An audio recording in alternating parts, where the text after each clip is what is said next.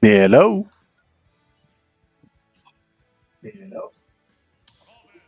Oh, there we go.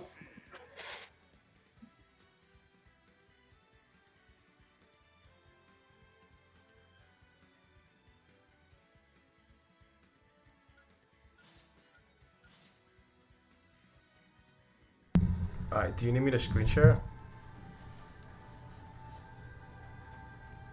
Yes, please. Alright, doing it right now.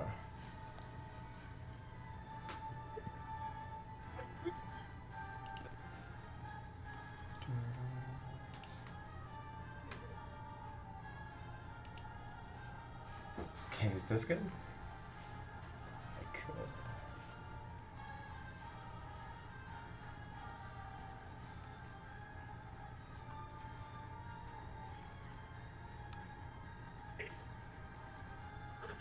Perfect. That works. Alright. We good? Alright, I'm gonna start the match now.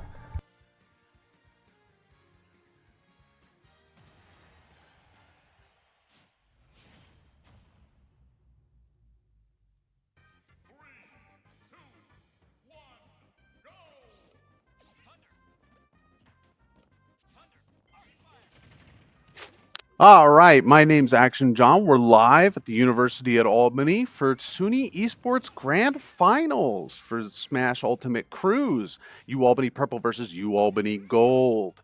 Right now we've got Dude 7-Man versus Got Milk, a Yoshi Robin matchup. Obviously, these players have played each other a lot, so it'll be really interesting to see what they do today. We got a lot of scuffling already.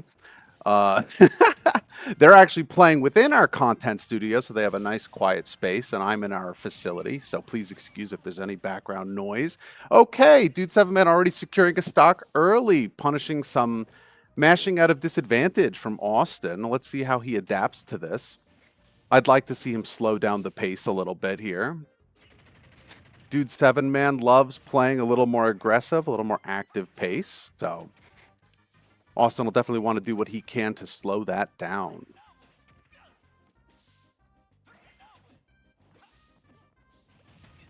Got an offstage situation here, but Austin recovers really well. Let's see if he can start climbing back up a little bit. Not too much of a deficit for him to come back from here for his crew. And of course, just getting started, feeling things out. First match of the set.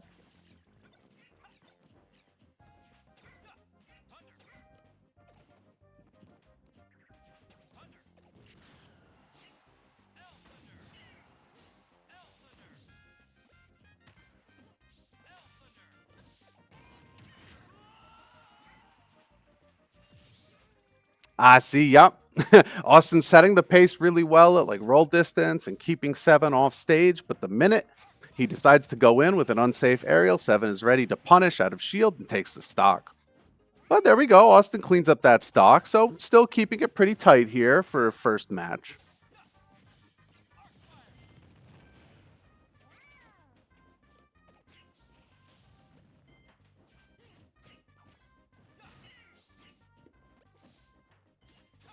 Now, I'd certainly like to see what Austin needs to do now. I mean, of course, taking a stock is great, but mainly he just needs to play nice, safe, comfortable.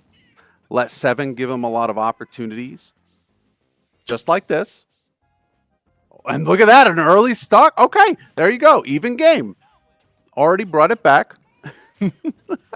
I see you, New Paltz. Is that the SUNY Land singles champion, New Paltz? Hmm.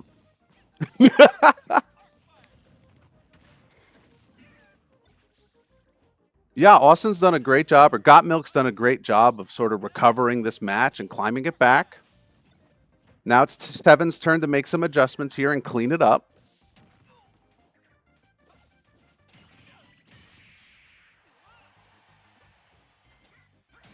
Oh, what a confirm. Okay, but still fine. Good DI, but the punish off stage. 7 takes the first match, but with 1 stock. Got Milk keeping it nice and tight for the team, making sure that there's not a big stock deficit. Something for them to consider going into the next match, whoever's comfortable with Yoshi, and whatever might come next from purple or from gold.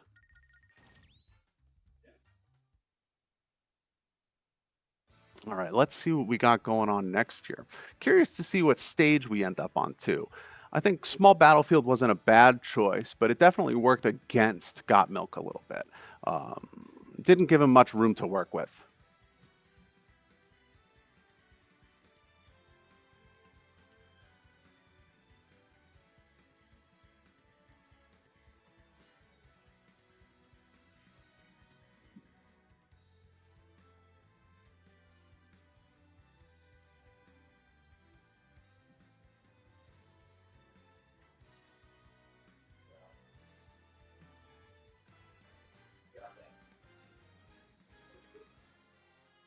This is what I like to see. They're taking some time, they're deliberating, talking things over.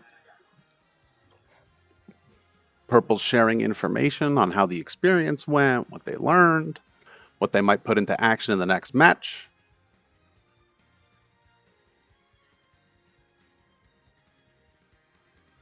And it looks like they're sending in Brandon flying icicles. Kazuya Terry. That'll be really interesting. Definitely enjoys a good scrap. But if he goes Kazuya, there are some things he'll have to keep in mind fighting Yoshi, like double jump armor, how the hitbox shifting works, things like that. We'll definitely have to see how that goes for him. But he's only got one stock to take care of, so probably not too worried about that.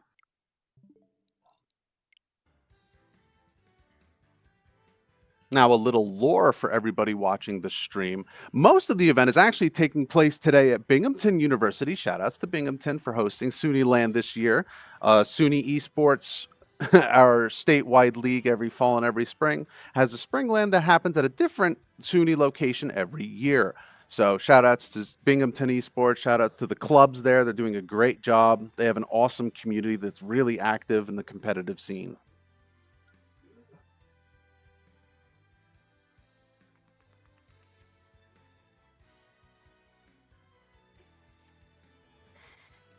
Let's see where we go. We might need some controllers set up.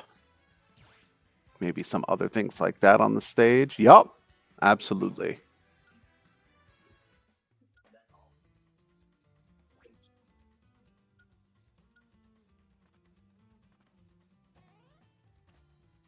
Now, for all our stream watchers out there, a little more trivia for you. Gold and purple have actually fought quite often. And historically, gold has usually almost always come out on top anytime they fought in a bracket. So I'm really curious about the changes purple has made. Both are teams that have had a lot of adjustments over the year and a lot of practice hours. So I'm very curious to see how they handle each other today.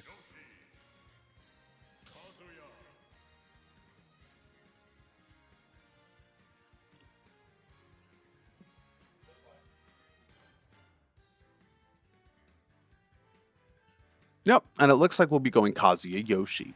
So Brandon's job is definitely to try and just clean up this stock, move on to the next person as quickly as he can, get things settled nice and easily, while Seven is just trying to extend that lead, see what he can get away with.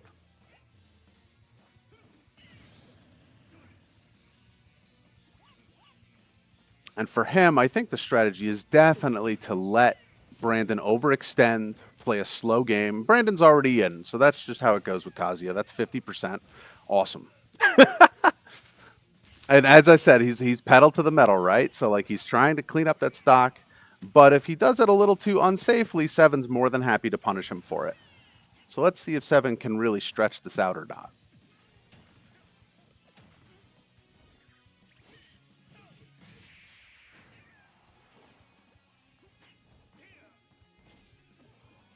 Nice DI in the flash jab combo.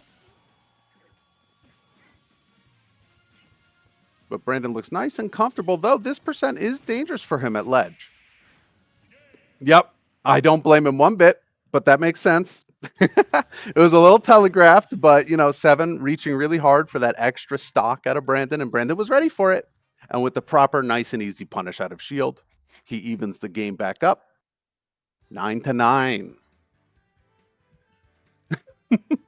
And Gold is already prepared with the next person they're sending in. Looks like.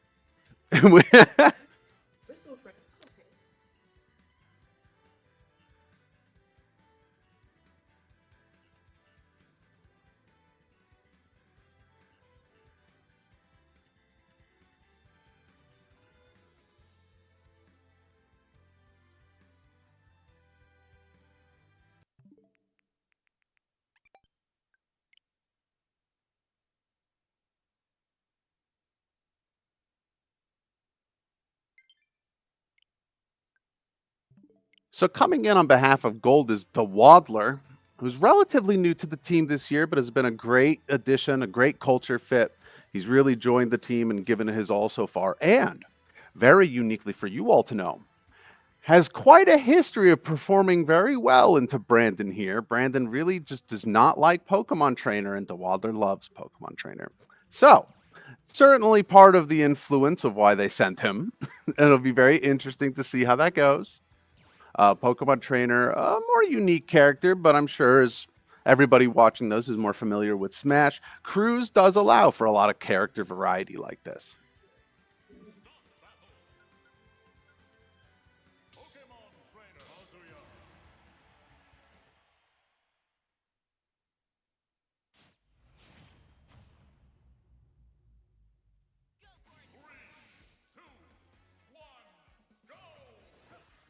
Looks like we're doing all small battlefield today. No one getting clever with the stage picks. That's okay. Maybe next time.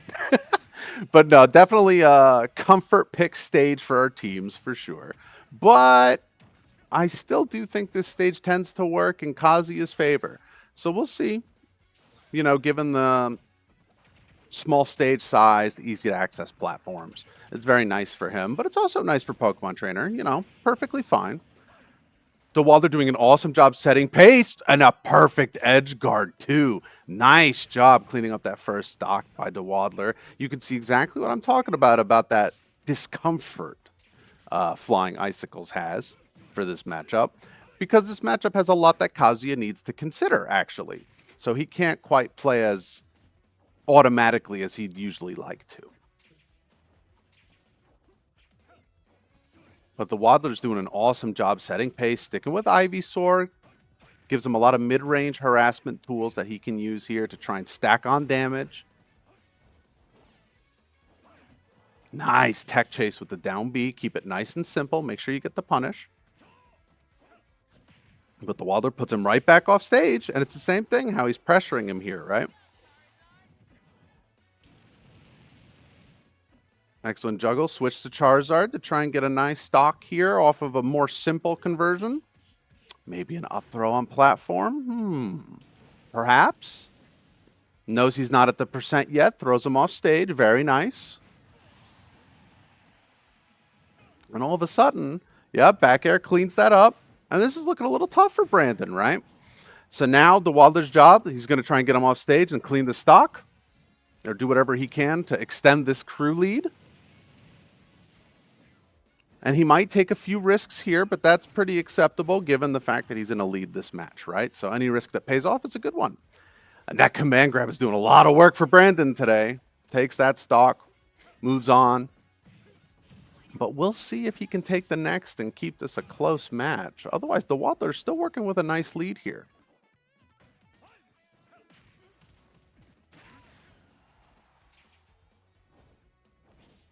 Nice pressure on the side smash that covers roll and a lot of other options too. Just a matter of timing, which the Waddler has down really well today.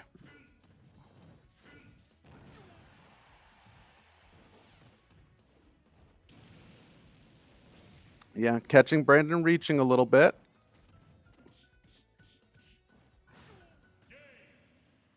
Nice. Up throw on platform? Nope. Knows he's not at it yet, and it works.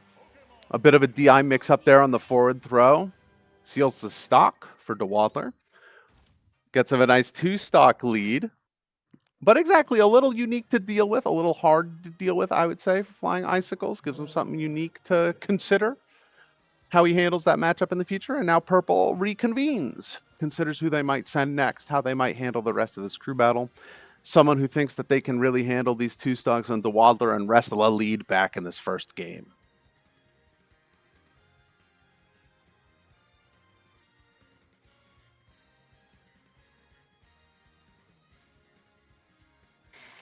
All right, and it looks like Purple sending in Kevin. Kevin is a Pikachu player and a Pikachu diehard, so that's most certainly what we're going to see here, who usually plays a little more patient, a little more slow-paced, until he can more easily secure kills or edge guard, things like that. Very comfortable with stacking on damage and taking his time. I think this is a pretty smart pivot, but let's see where they go, right? If there's a stage adjustment or not.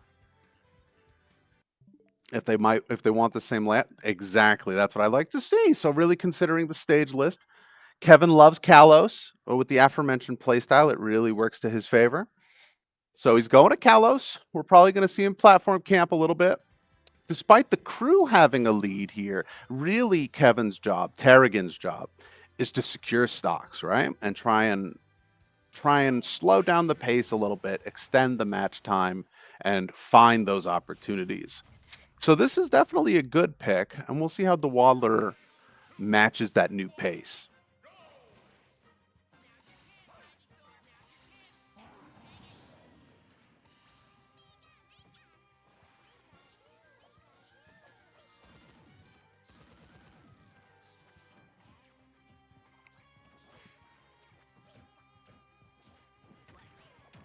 A nice opening by Kevin, but DeWadler strikes back just as hard with a bigger confirm.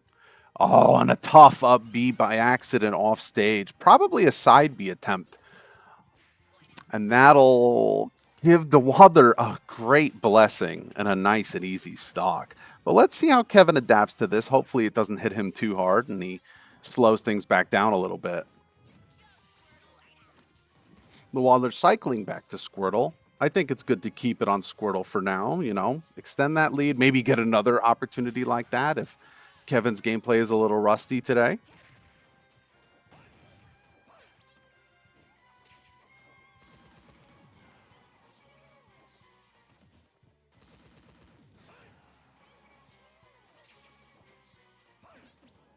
Oh, there was an opportunity there not to be that commentator, but I would have loved to see a down air from Ivysaur there just to pressure a stock situation, extend that lead a little bit if he can sneak it out. But the Waddler's doing an excellent job. He's playing nice and safe, right? He's realized that at this point, he's just extending his lead, right? So he's gotten comfortable.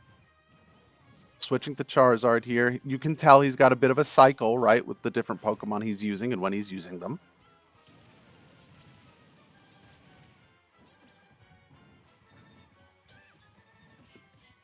Kevin gets back really well, but he kind of throws out an F smash. He's definitely looking for something at this point. And the Waddler's nice, calm, prepared, relying on shield, right? Just keeping it very simple.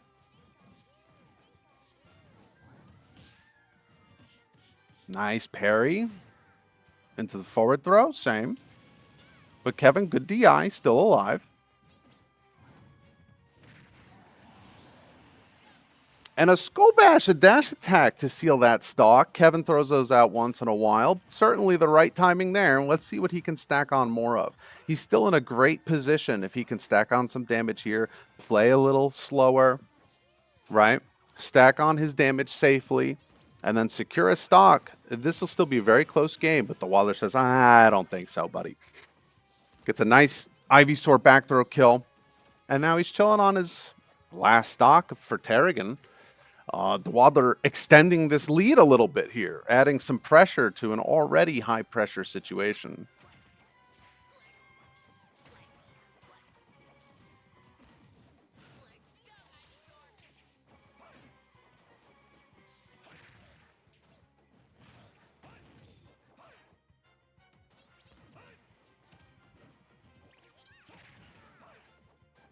I think Tarragon's swinging for the fences a little too early on this stock percent-wise, and he SDs again, unfortunately, on an up B angle.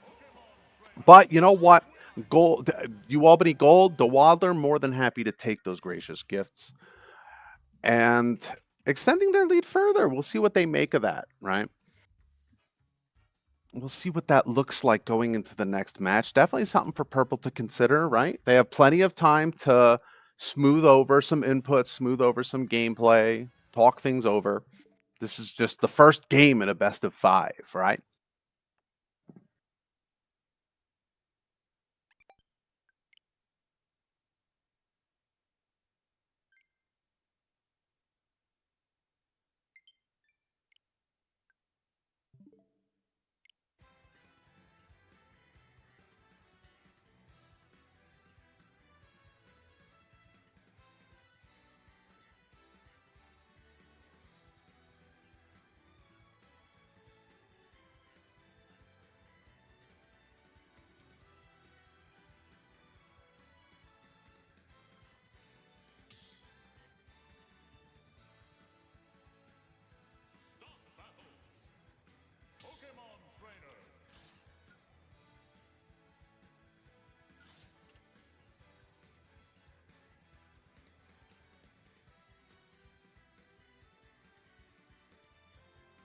So it looks like we're sending in Clayton, Snake. Snake Pokemon Trainer perfectly fine, but a unique matchup. Some would say Pokemon Trainer actually handles this kind of just fine, depending on the way that the Waddler's going to play. But we'll see how Rely KD handles it.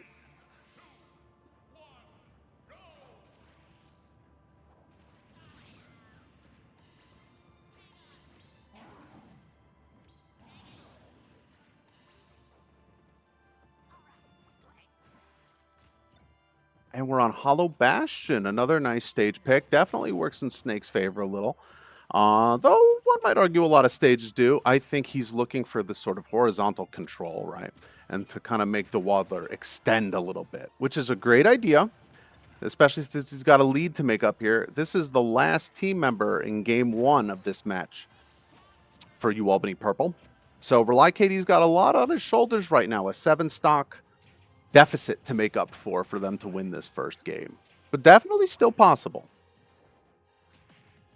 And he's setting a great pace so far.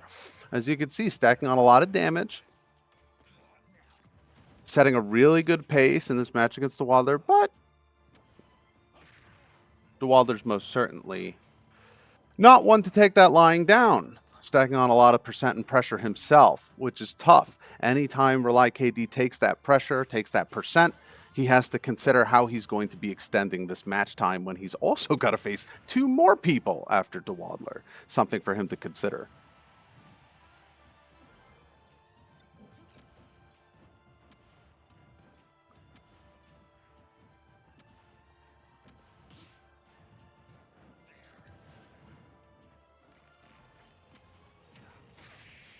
A nice tech chase situation guarantees the forward tilt on the down throw at high percent. And there you go. Doesn't lose a stock. Rely KD bringing it back a little bit, but he has 2 players to work through now. So now DeWadler makes his return to gold. They talk over who to send in next. Their job to just secure this game, get those stocks taken care of, and move on to game 2.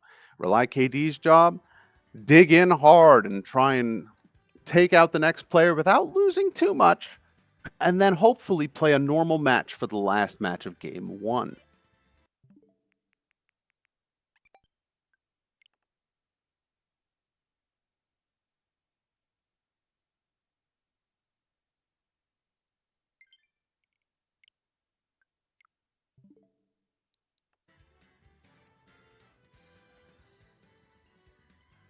Now, before we get started with the next match, I will say for anyone not familiar, SUNY stands for the State University of New York system, a large, wide system of universities and colleges and community colleges in the state of New York that all provide a bevy of majors, minors, resources to their campuses, and interconnected activities just like SUNY Esports League.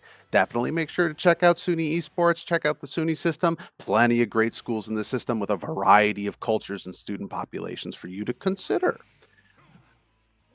Going into the next match, looks like we've got Puffles on gold versus Rely KD. Puffles, another Pikachu player, slightly more aggressive in his tendencies, so we'll see how that goes. He's definitely got his work cut out for him versus Snake. Anything like damage trades and the like tend to be more punishing for Pikachu here. But as you all know, Purple's got a Pikachu of their own, so this is something that Rely KD is also pretty used to. So we'll see how he handles it.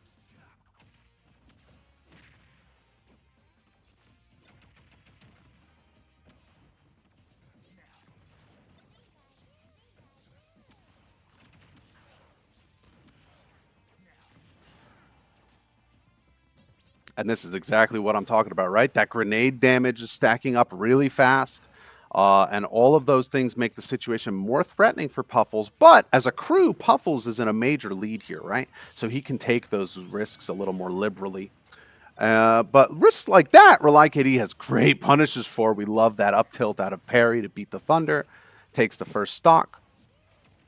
But he's definitely taken on a lot of damage himself. So he'll want to make sure he manages this a little more carefully.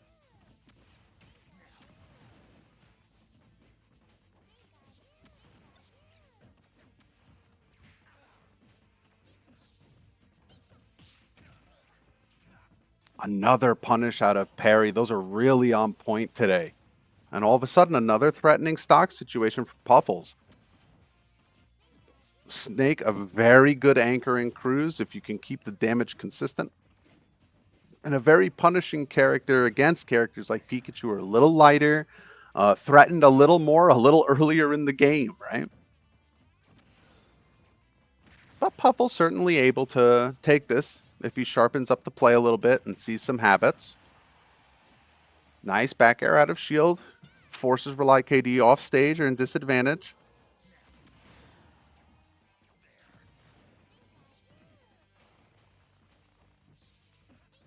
A little early on the down air attempt. Otherwise, that was a perfect read on the angle. So Puffle's definitely getting a little more comfortable here. Great shorten on the short hop. Anticipated that up tilt. Rely KD gave him the up tilt, and he punished accordingly. Nice job by Puffles, but Rely KD takes the next stock. Any stock Rely KD loses here, though, puts a lot of pressure on him if he makes it to the last match in the game. The last match in the game. Still has another person to deal with after this.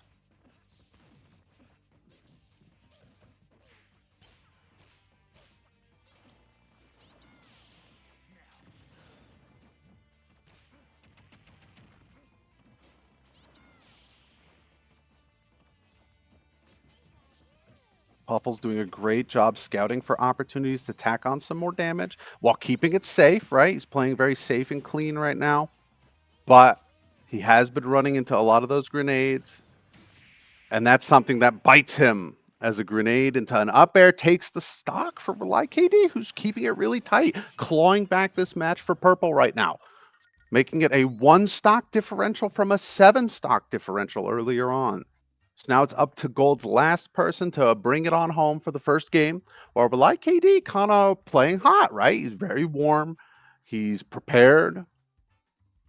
Now it'll just depend on who they send last and how prepared they are to try and take the game.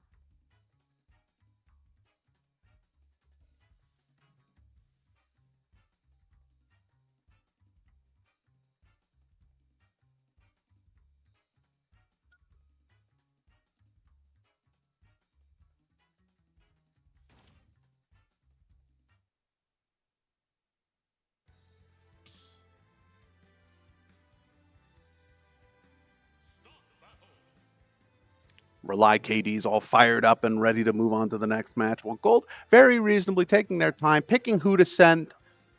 And it looks like it's Enjolt, Nick, going in.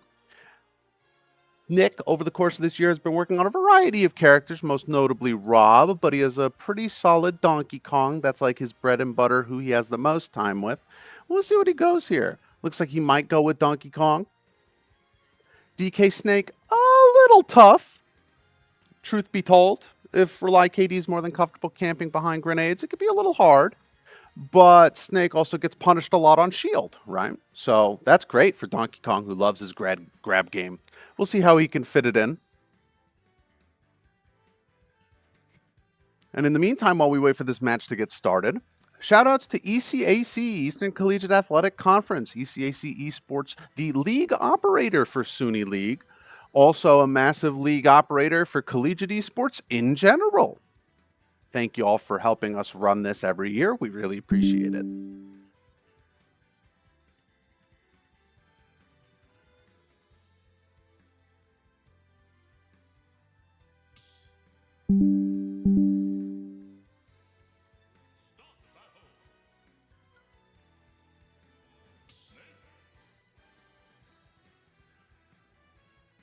Looks like we're going small battlefield again, which is fine. It is what it is. Yeah, me. Well, actually, no, you know what? It depends. Yeah, we're going Donkey Kong here. That's what I thought. So, personally, I think Battlefield really would have served Nick well here. But at the end of the day, it's all about comfort, right? If this is what Nick's comfortable with right now, Enjolt, that makes perfect sense. So let's see. This is a 3-stock, 2-stock game, a pretty normal game. Rely KD working on a slight deficit, which isn't too bad anymore, right? Nice pivot grab. Already getting started, tacking on some damage. Love these spaced back airs, right? A little bit of a throw with the up B. But, that's a little bit of his old Donkey Kong habits showing, right? This is sort of Nick's legacy character, right, before he started training with the team. But he sharpened it up a lot over the year. And in this matchup in particular, as you see, that grab game is very threatening. Rely KD ready to tech the back throw on stage. Not going to get caught by stuff like that right now. But Nick is very ready, more than happy to take any thrown aerials like that on his shield, cleans up the stock, and all of a sudden, this is looking a little dangerous for KD, right? After all that hard work, he's only got the one stock to work with. But certainly not impossible by any means.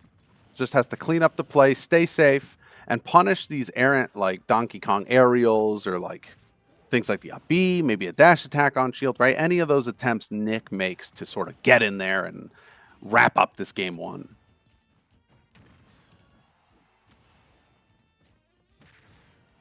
Nice dash attack coverage on the air dodge. Secures the stock. 2 stocks to 1. And now all of a sudden, usually trading percent for Snake is great. Usually that's a winning position. Right now, any additional damage he takes is very dangerous because we're getting to that point, right? But he's doing an excellent job of exactly that, right? This time he held shield, punished an up B on stage, got a lot of good damage out of it.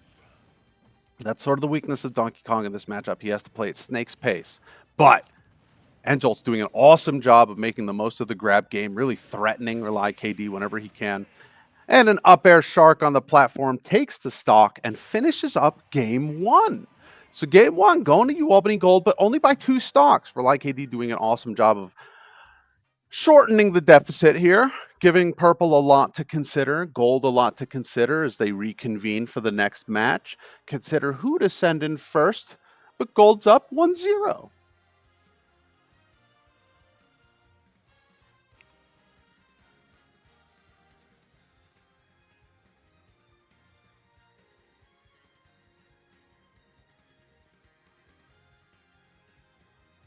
For anyone just joining us now or recent-ish, this is the culmination of the year's SUNY League Grand Finals for Super Smash Bros. Ultimate Cruise. SUNY League being the being the New York state of New York league system for the SUNY League.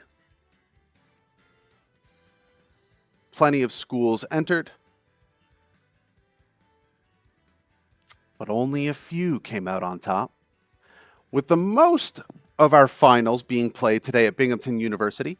SUNY and ECAC made an extremely gracious accommodation to the University at Albany to allow our teams to play from our facility where we're currently located, wrapping up these finals, which we greatly appreciate.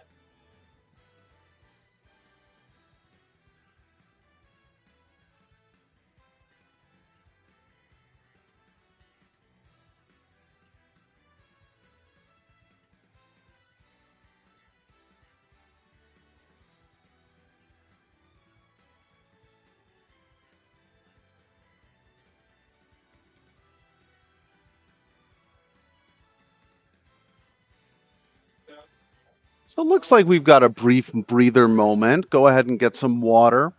We're getting ready for the next match, but I'll be as surprised as you all are for who they send. Part of the fun today, I figured I'd commentate in a different area so that I could just report on what we see.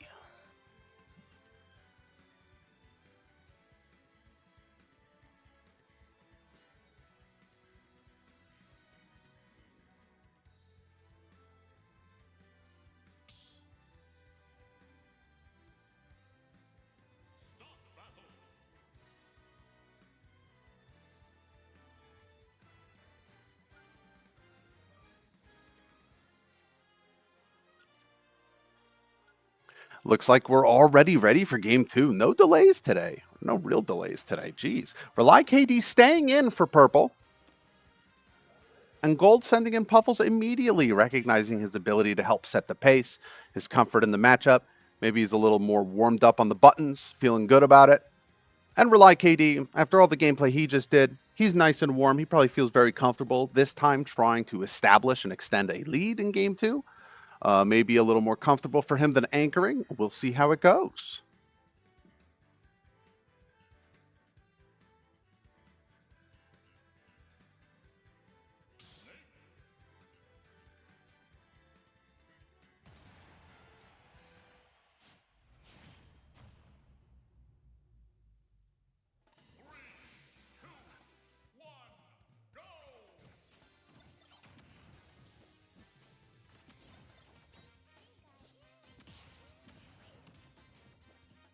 All right, game two is underway. Back on small battlefield.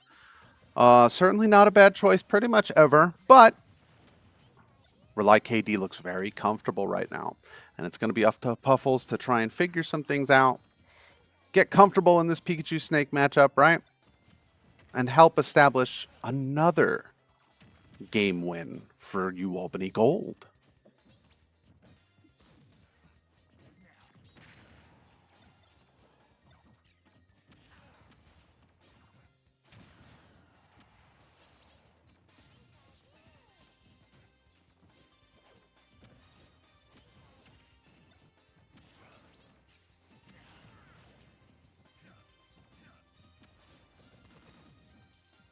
Pretty evenly setting the pace right now. Both at a solid percent, though usually these situations are a little easier for Snake than Pikachu, these single hit kill situations, where Pikachu has to work a little harder to set up the right situation. But as I say that, of course, Puffles finds a great forward air, just a well-spaced aerial to secure the stock, and starts working on the next one right away.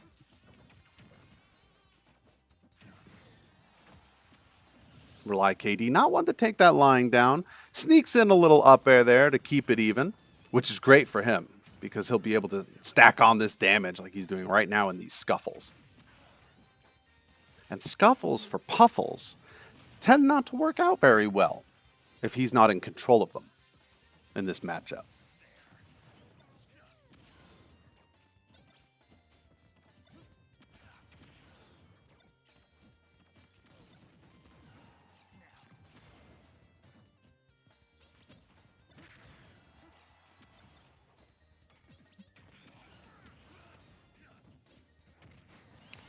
Rely KD making the most of making Pikachu chase him around the stage right now. Secures yet another stock.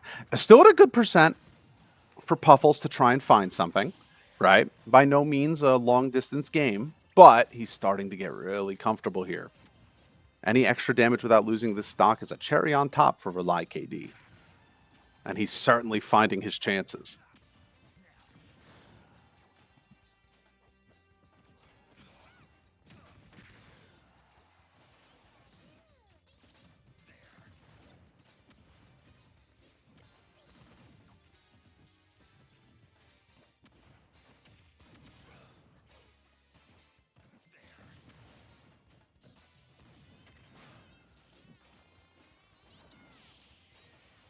Puffles trying to look for a stock off the top.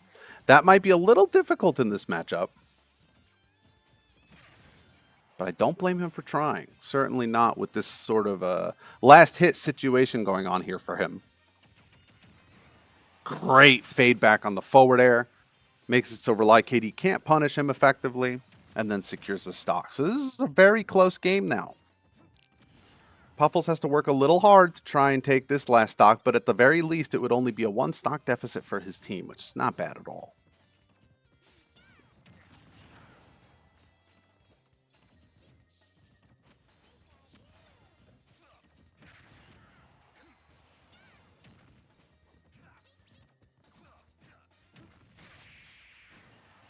Well, and a very solid forward tilt punish. Secures Rely KD match one in game two.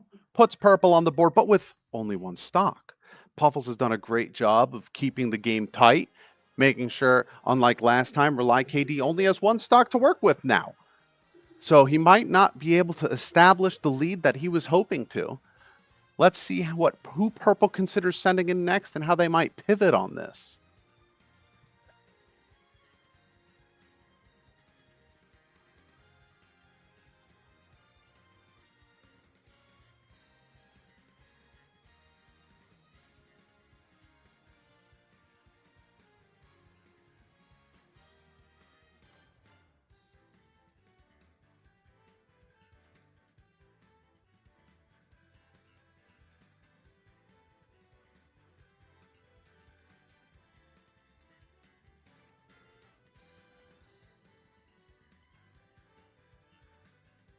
All right, things are getting nice and comfortable. And guess who Gold sends? For anyone that saw game one, you might be able to make a good guess. They immediately send in N Jolt because they're like, you know what? That went pretty well last time. Let's do it again. Angel giving Rely KD a friendly greeting before stepping into the content studio. And I assume we'll likely go back to small battlefield. Yep, that worked just fine last time. Why not run it again and see what happens? All Enjold has to do here is take the one stock, see who they send next, while Rely KD is trying to extend this lead however he can. And we'll certainly see how they play that out now.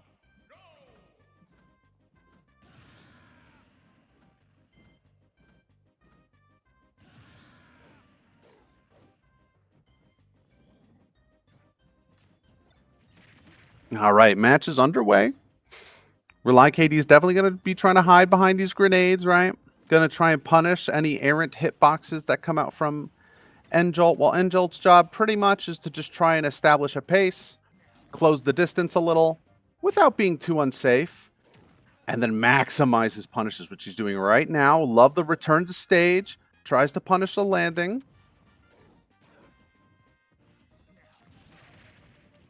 Buffers an up B at full distance. Sure, why not? Send it, I guess. Decently unsafe, but he's got full stocks, right? Only needs to take the one and punishes the landing with up smash. So that's a bit of a snake problem there, right? Once you lose control of the stage and you're in disadvantage, it's generally pretty hard for you. He has tools to recover with, but they're pretty technical, and he often risks taking damage himself while he's doing so. So in the cruise setting, that's particularly risky. But Angel bringing it back nice, making it a nice, even game once more. Gold and purple decently evenly matched, but they often go back and forth like this, dependent on their comfort with each other's characters, how familiar they've been with each other. And in preparation for today, they did not spend much time playing with each other, so they've kept it very close to the vest.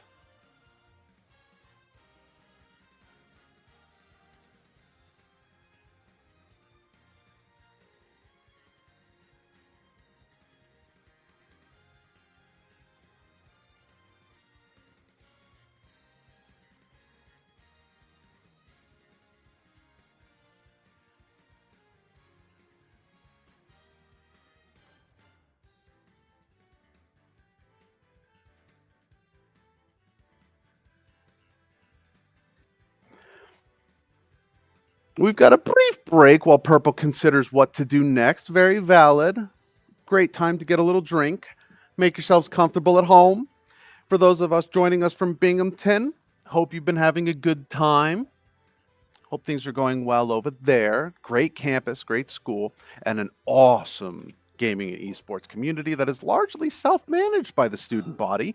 One of the many types of programs and clubs and makeups we have in the SUNY system, and they do an awesome job of doing it and remaining competitive.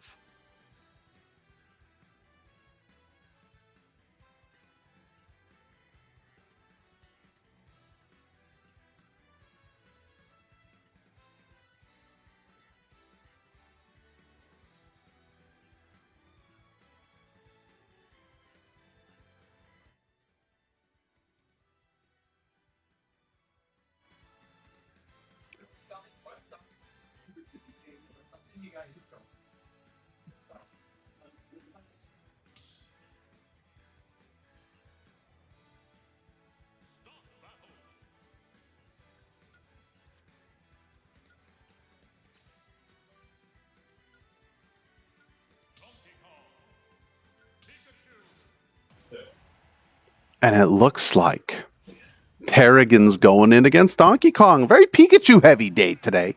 But that's the nature of it right now for these teams. Let's see. They'll jump right into it. They've got even stocks.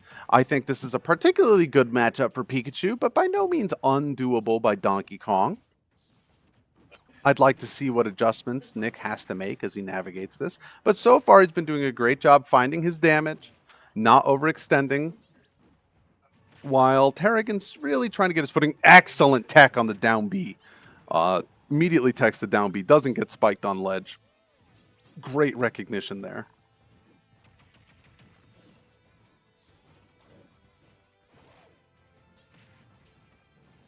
Nick recognizing something's going on with Terrigan in the sense that he's playing a little reserved, so he's starting to fish for things, and he has successfully caught his first stock of the match. As you can see, buffers an up B, and Terrigan not quite comfortable punishing those opportunities. Perhaps feels a little bit of pressure or feels a little bit of reservation about scrapping with Donkey Kong, but he will need to find those opportunities if he wants to keep his team in close contention. Whereas Nick is more than happy to take those opportunities to kind of press whatever he'd like. See what he can get away with Donkey Kong, big heavy bruiser who loves his grab game.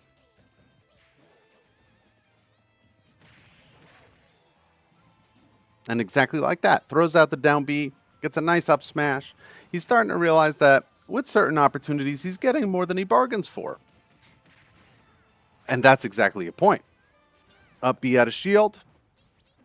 Terrigan does not recognize and does not block the whole thing. Yep, and a down B into an up air. So Terrigan needs to be a little careful here. He's running into a lot of stuff from Enjolt, who's kind of throwing it out at medium pace. And if those things hit, then Enjolt realizes it's definitely his turn to be the aggressor and make the most of those opportunities.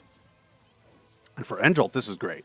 It gives him a great opportunity to extend his team's lead, to set the pace a little bit here, and try and get gold a second match win.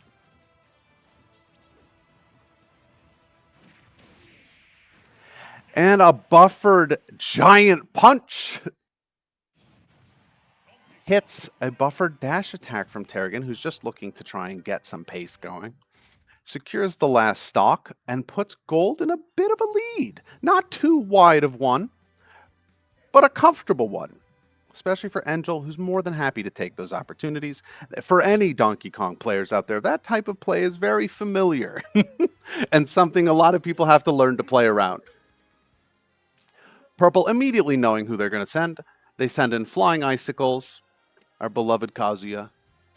And Kazuya Donkey Kong, a little devious. It's good for Kazuya, but it's kind of also easy for Donkey Kong to get the punishes he likes if Kazuya's in disadvantage. Much like Snake, it depends.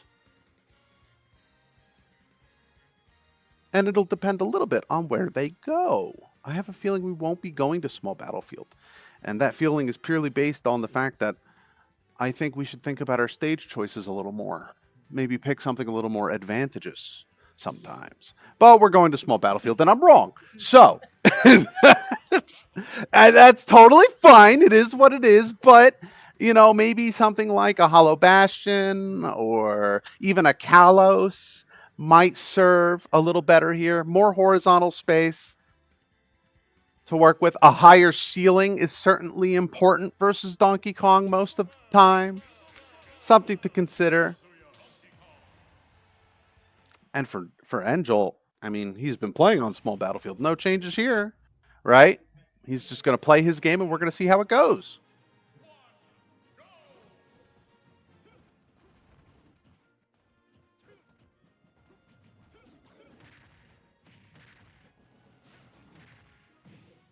And Nick doing the same thing. Really, at this point, Angel's job is to just secure as much damage as he can, right? In nice, comfortable ways, and really try and just take more stocks to establish a lead. Where Flying Icicles is trying to reverse this momentum, steal it back, and get purple on the board.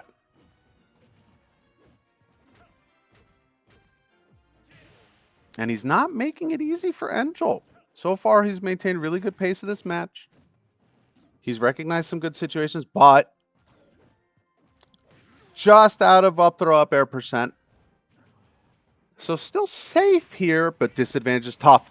Great command grab with the rage drive to blow up that F smash. That was essentially his only punishing option to get around that situation. And now, all of a sudden, Flying Icicles is looking kind of good in this match.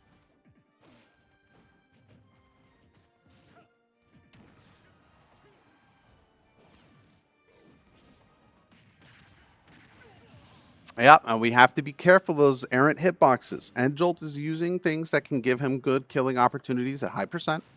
just like that down B into up air, and is looking really hard for extra damage. Recognizes the air dodge, so he uses a short hop to bait an air dodge from flying icicles. So you can see how comfortable Enjolt is right now. He's comfortable, he's confident, he's making good callouts. But another rage drive helps. Gets us a good punish for flying icicles, who's still very much in this game, but it doesn't quite feel like it's in his control yet.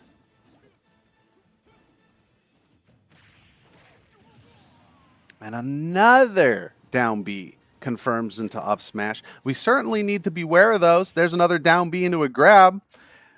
So Enjolt making aerial down B for Donkey Kong look really good right now. Something for Purple to consider with the next person they send in, if Enjolt's still around. And definitely something to consider for game 3 of the set. Great conversion by flying icicles. Side dodges the giant punch. That's very risky and very close, but a good call. And a nice F tilt from Kazuya to just confirm the stock. Reacts to the ledge get up. Gets rid of the Donkey Kong, which for now was the problem, right? So for Purple, still not a horrible position, but Enjolt did a particularly good job of extending his play. Walks out of the content studio with a toothy smile and a thumbs up, feeling nice and confident about his performance. We love to see it. Purple doesn't, but the rest of us do. Gold immediately sending in Dwaddler. They're very familiar with this at this point, as you can tell. Certain members of Purple and certain members of Gold are more or less comfortable with other members of Purple and Gold in terms of gameplay. And they've certainly gotten used to who to send against who, as I'm sure you can tell. Flying Icicles with a bit of a challenge on his shoulders now. Getting control of the momentum here, evening up the pace of this match. Bringing it back into Purple's hands in a matchup that we know he's not very comfortable with. But let's see how he does.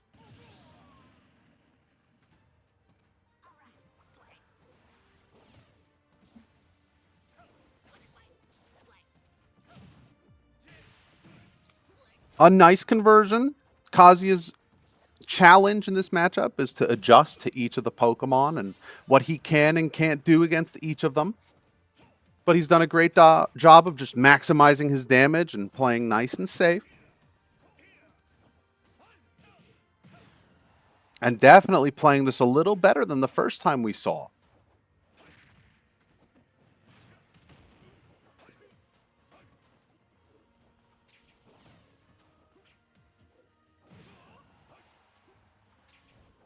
You can see he's relying on some unorthodox options. He's maintaining some distance this time and playing at a slower pace, but the Dwaddler adjusting accordingly, threatening him off stage, trying to keep Kazuya in disadvantage and just get his damage off.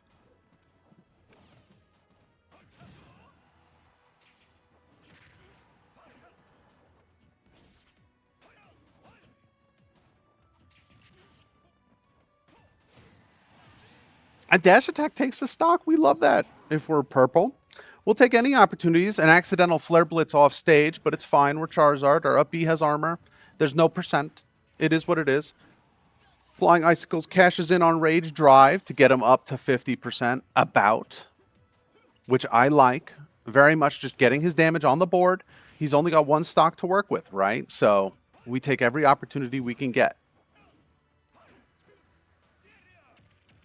Oh, almost gets the regular get up punish with Dragon Uppercut, but a little too late. That's a very tight punish to get, but I do appreciate the attempt. He's certainly in a position where he has to get what he can. Gets back on stage. The Dwaddler giving up ledge, but still in a high pressure situation.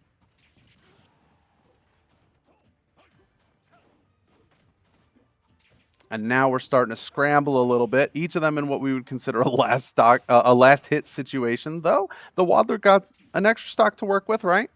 So he's taking a little more risk here. And backdoor for the kill. Yes. So the Waddler secures the kill with back throw. Flying Icicle still taking an extra stock off the Waddler. It's still about a 2 stock deficit, so not too bad for purple. It is what it is. Flying Icicles comes out of the content studio. He shrugs. He says, I did my job. And now it's up to Got Milk. Knocks on the content studio door, heads in, turns around, a solemn but ready look on his face. He says, I can do this. I'm going to be the man that UAlbany Purple needs right now, which is a man who needs to take 5 stocks. 2 from DeWadler, who's looking great today, playing really well, nice and comfortable, and whoever Gold decides to send in after that. Very likely that he'll go Robin. He's really been enjoying Robin and Cruz. For anyone who's not a knower, per se, Got Milk also plays Cloud, another great Cruz character, but he's just been feeling Robin lately, and that's been quite successful for him. Certainly a character that performs pretty well in Cruz, so nothing wrong with that, but this time he says, you know what? I'm going to pick a character that's also good on paper. And he plays Cloud. Certainly nothing wrong with that. Gives him a lot of straightforward punish options on someone like the Waddler. But Cloud is also a character that can be easily edge-guarded, needs to be played pretty sharply. So we'll see what he can get. We'll see how he handles this and if he can grab momentum back for purple.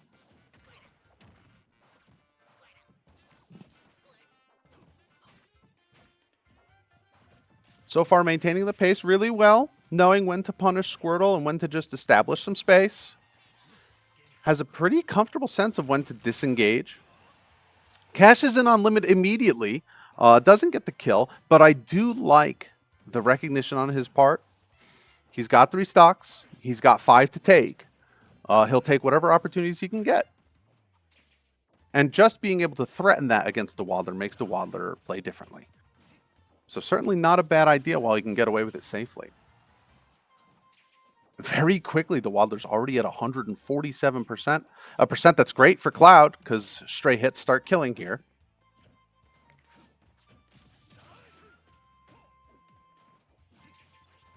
And all of a sudden, Got Milk looking pretty comfortable here.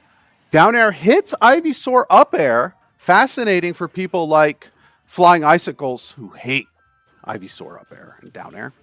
But he makes a good job of punishing the option, punishing the aggression from DeWadler. And all of a sudden, this is looking kind of good for purple. Now all Got Milk's got to do is secure this last stock, and it'll make it an even final game once more.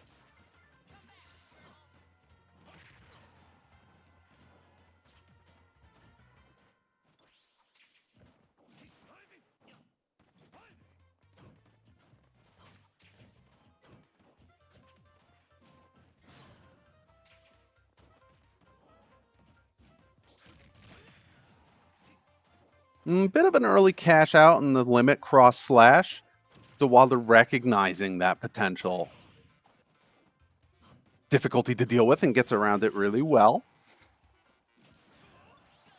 Definitely doing his hardest to keep himself in this match, to take what he can for his team.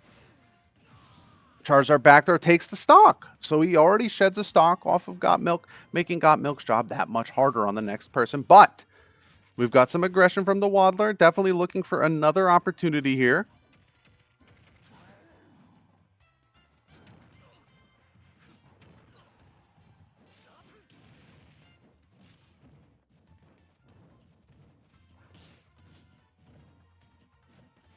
Nice parry and defense from Got Milk, making sure he doesn't give up more than he has to here. And all of a sudden, this is another dangerous percent situation for Charizard.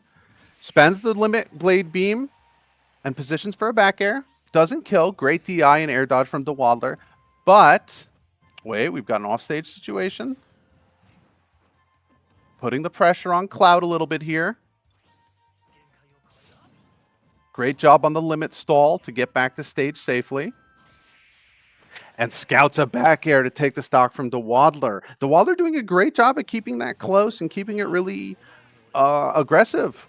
While Got Milk doing a great job making the adjustments he needs to make to stay in the game, bringing the deficit tight once more. A 3-2 Game 2 final once again for purple and gold.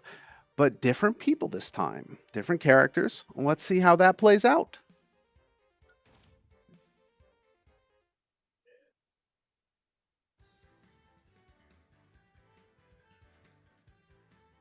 Now, while we've got a moment, get a drink, make yourselves comfortable. If you aren't familiar with who we are by any chance, we're UAlbany Esports, University at Albany, proud partner of the SUNY system in the capital region of New York City. A lovely campus of about 14,000, including undergrad, grad, and remote students, with a developing esports program and a long history of supporting our competitive, casual, and in-between gaming communities with experiential learning opportunities, paid jobs, and just a bundled community on campus in our new esports arena. Come check us out sometime or visit our website if you'd like to learn more.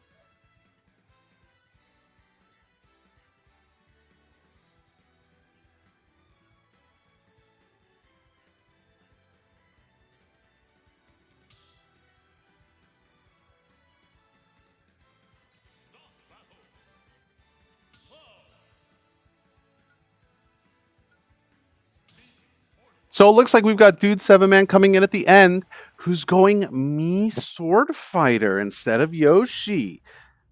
Testing a bit of a secondary for him against this Cloud.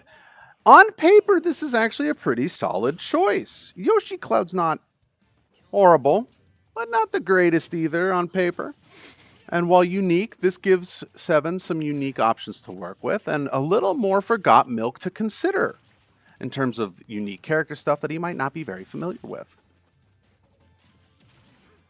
And they're already to the races here, wasting no time on putting damage on each other. But Got Milk has a good handle on things so far. Great limit crush / punish, but good DI on Seven keeps him alive.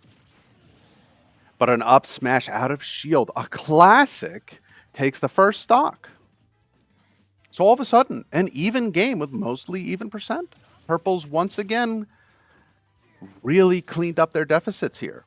A limit blade beam. I appreciate Got Milk's usage of limit in these matches. He hasn't really been holding on to it, but that might also be because there's less pressure on him to clear it out quicker. Great up B punishes, excellent parry. Just very aware of what Seven's doing right now. Well, Seven's definitely trying to get more comfortable, set a pace for himself here. Me Sword definitely has to do a little more work in terms of this matchup knowledge and retaining, especially maintaining roll distance. Otherwise, great limit side B punish on the missed up B on ledge. Definitely a bit of a flub from Seven. But another up B will definitely take the stock, recognizes an opportunity to put himself back in the game. And all of a sudden, we've got a last stock situation for game 2.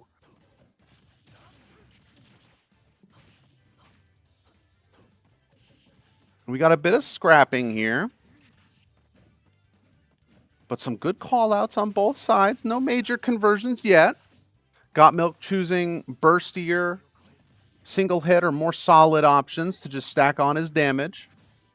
Well, Seven's definitely looking for bigger opportunities and disadvantage.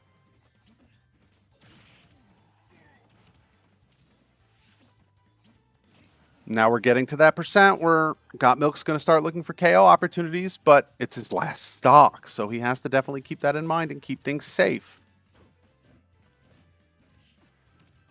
Dash attack on shield gets punished. And the side B gets caught. Another up smash out of shield. Secures game 2 for purple with a 1 stock difference and a last hit situation. Both teams coming out of the content studio looking a little serious. You know, things are settling in a little bit for them now. They've gotten comfortable in the match. They really want to win. Got Milk leaps into the air and clicks his heels in joy, as he's kept his team's hopes and dreams alive. Both teams 1-1 right now. This is a best of 5. So first to 3 match wins take SUNY League Grand Finals for Smash Ultimate Cruise, the culmination of all of their hard work this semester in this circuit.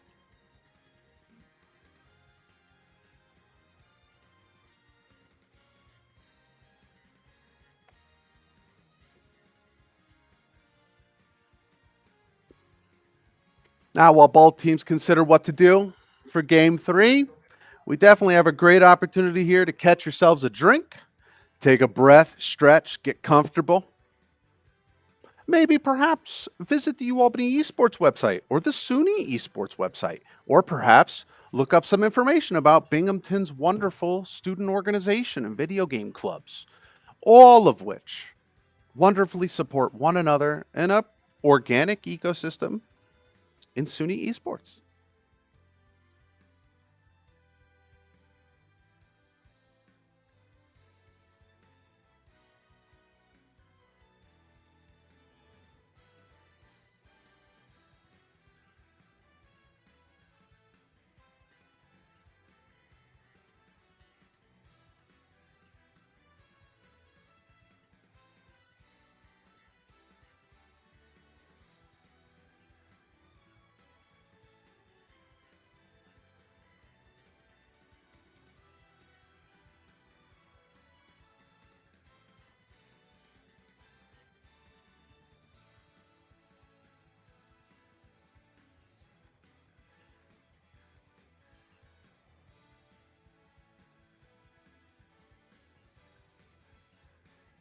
Like we've got our next matchup for game 3.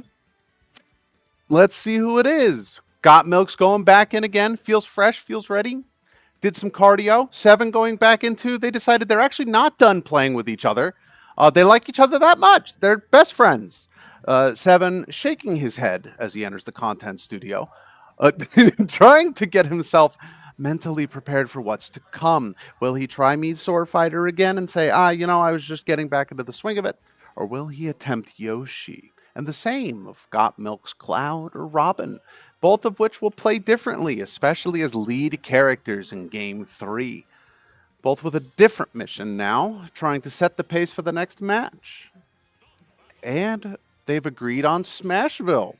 So we've also got a stage difference here. Got Milk going Cloud and 7 going Yoshi. And they're going to jump right into it. Getting started with Game 3 of SUNY Esports League Grand Finals for Smash Ultimate Cruise. UAlbany Gold versus UAlbany Purple.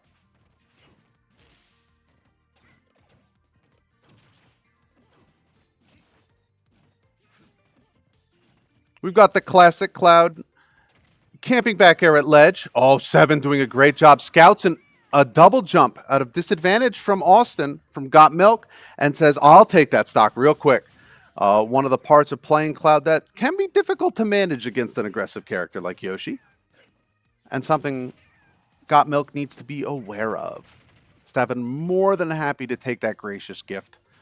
But Got Milk keeping it very close. Yoshi at a percent here where he could really threaten a lot of options. Excellent back air. Catches some drift away DI from 7, resulting in a stock taken. Once again, an even game. These two keep it very close.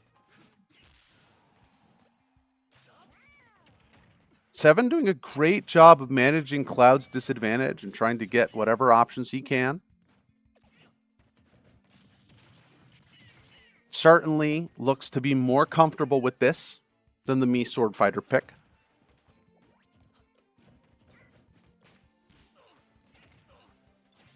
Scouts another double jump, but Got Milk able to charge limit and get back on stage. Still in disadvantage, and Yoshi up air. Beating Cloud down air for the stock. So all of a sudden, this looks very good for 7. But Got Milk staying in the race here, so to speak. Managing his opportunities really well. Stacking on some damage and getting another well-placed back air. Cloud Classic. And an even game. Cashes in on limit. Gets some good solid damage. But this will ultimately come down to whoever can keep that stock secured.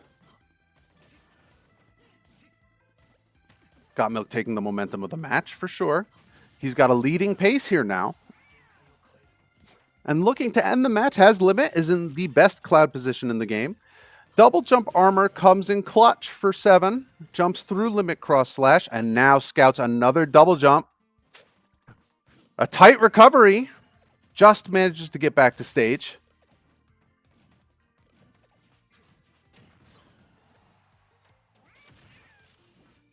And a Yoshi down air trade on Cloud Up B secures the stock. Purple flummoxed by the situation of all ways for that game to end. But 7 doing a great job of recognizing that that is an option for him and going for a nice, easy, secure way to wrap up that game.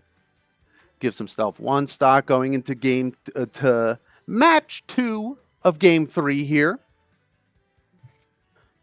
Purple talking some things over. The stream team talking some things over. Gold also talking some things over. Everyone just chilling a bit. And Jolt says hello. Gives a friendly wave to the stream. And we're all taking a moment to discuss and consider. Got Milk is sharing his experiences with his team and what he thinks so that they can make a good, confident, educated choice going into match 2 of game 3.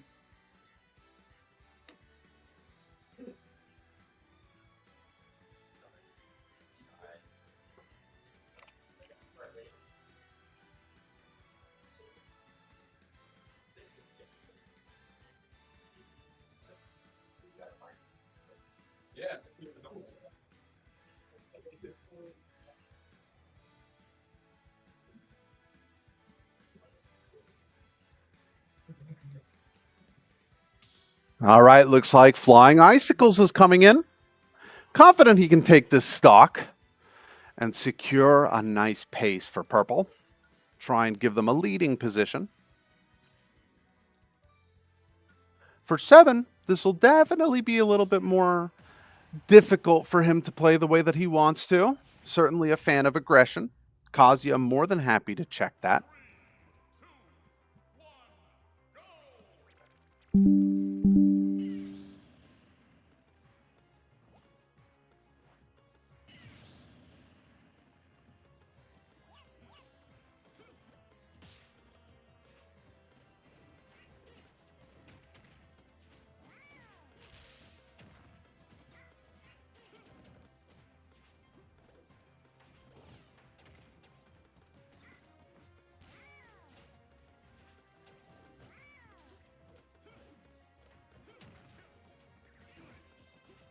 With the match underway, it looks like both players are still feeling each other out, but 7's done an excellent job keeping things clean and safe and trying to extend his lead.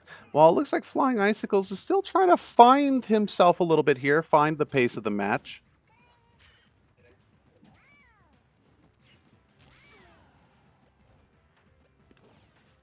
Seven doing a great job of keeping him in disadvantage. The one position that's terribly difficult for Kazuya. Finds a nice electric, some crouch jabs, and just focuses on getting percent on. Great play by Flying Icicles, but 7 checking him a little bit there. Says, I'm not afraid to kind of mash out a disadvantage here. It's up to you. But Flying Icicles making sure they don't lose the situation too much.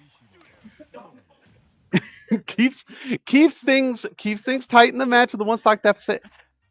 Gold immediately already sending the Waddler over. Flying Icicle says, please no, stay away. I don't want to play this matchup again. But Gold says, I'm sorry, you have to. And you have to make the best of it. And that's what it is. Flying Icicles will certainly have to get his head in the game. There's only a 1 stock difference. Not too bad at all. Certainly more than manageable enough for either team here. Been in this situation many a time with each other.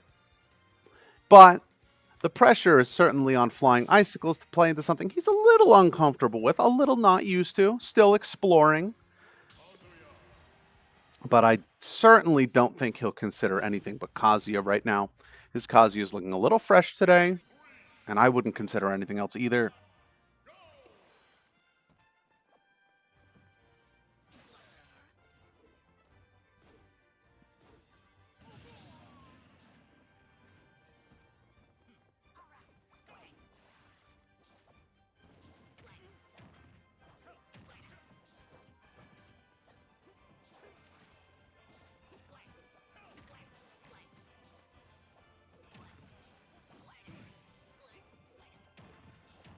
The match is underway, and we can already tell the Waddler more than comfortable stacking damage on Kazuya.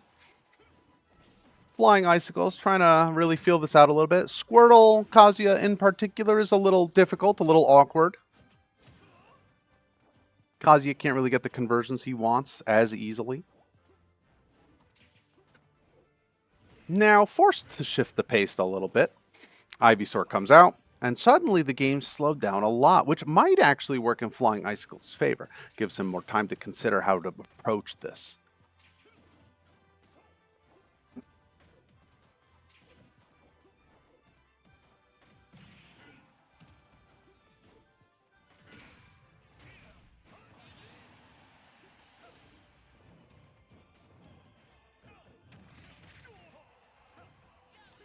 Flying Icicles taking a stock, all of a sudden even stock game, but has a high percent. Still trying to play with confidence here, making sure he's keeping his opportunities simple, which is a great way to play when you're in this situation. So now he's hunting. Instead of just assuming he has conversions, he's looking for the Waddler to give him opportunities. The Waddler sneaking in an up air and keeping Gold's lead right now. Let's see if he can secure it.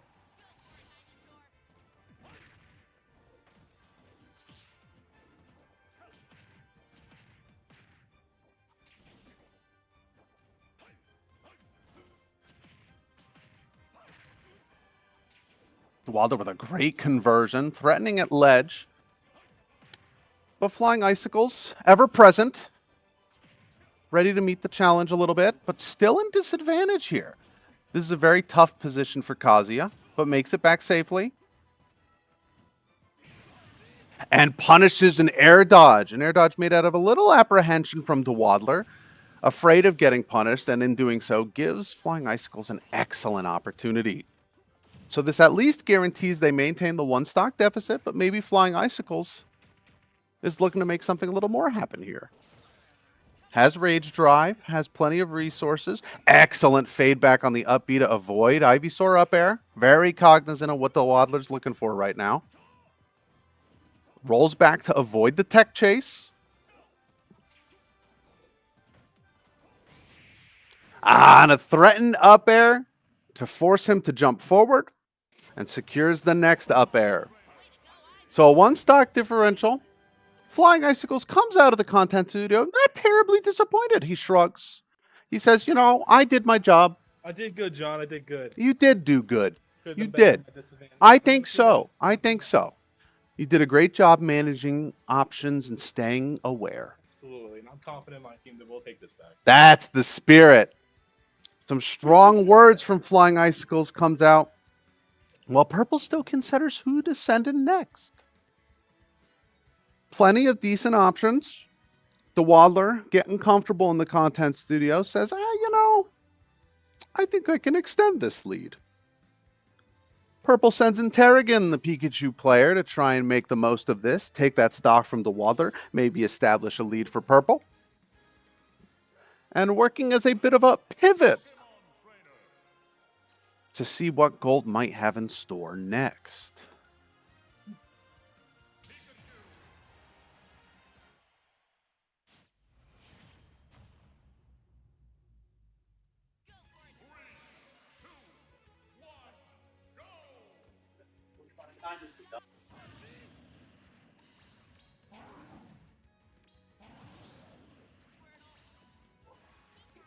For those of you joining us on the stream, this is Smash Ultimate SUNY League Grand Finals for SSBU Crews. UAlbany versus UAlbany. And it's been a very tight match so far. Tarragon doing a great job of threatening the Waddler. For those of you joining us at home, just know that commentary might end before the match does at some point, but we'll keep the overlay updated. Our arena is currently opening for a regular student body. But we'll see what we can do. I got you. Tarragon doing a really good job actually playing this very slowly, which is great. Working between being in close range and being far away, out of that mid-range opportunity that Ivysaur loves so much. Safely stacking on damage.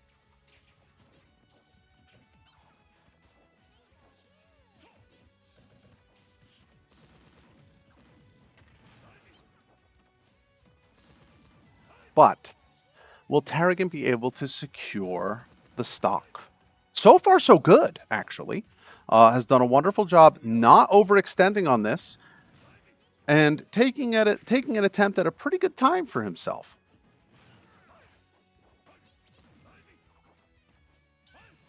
The Waddler still trying to get his bearings here. Definitely reaching for some opportunities here, but with the lead and the situation, I don't blame him. Any stock for him now is icing on the cake, whereas Tarragon's really just trying to get them some momentum back and doing a great job so far. Ivysaur in disadvantage here on ledge. Tarragon swings, not quite ready for that yet, and a well-placed up air takes the stock. So the Waddler finding a stock here, despite playing mostly in disadvantage for the entire first stock there. He's with Charizard now, and Pikachu does have to respect this. This is still a dangerous situation for Tarragon. But more than capable of taking the stock if he sets up the right situation.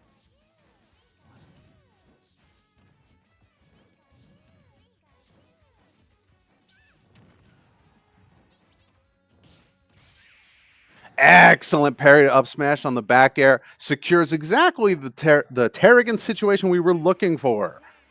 Takes the stock. Keeps the deficit about the same. The Waddler walking out. Looking semi-confident. Making sure he hits the A button to get past the results screen. Like any good competitive player would.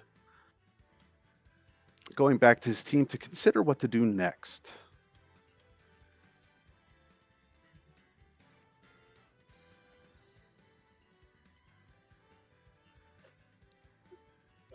Tarragon getting nice and comfortable in the content studio, stretching his legs, working his fingers a little bit, making sure that he stays in it mentally. Sometimes that's a little tough for those of you who have ever competed before, or for those of you joining us at home.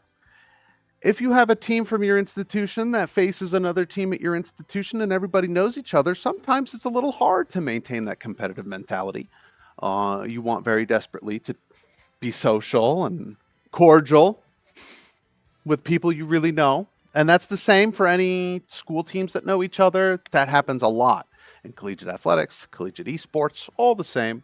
But nevertheless, they take each other seriously. Looks like Ultimate Tyson's coming in for gold. A Roy player, dedicated captain of UAlbany Gold, and a more storied member of our beloved program for about the last 2 years or so, and has seen us through a lot of the program's changes over time, and has done a great job being a cultural leader on campus. Generally plays Roy, also has a Jigglypuff in tow.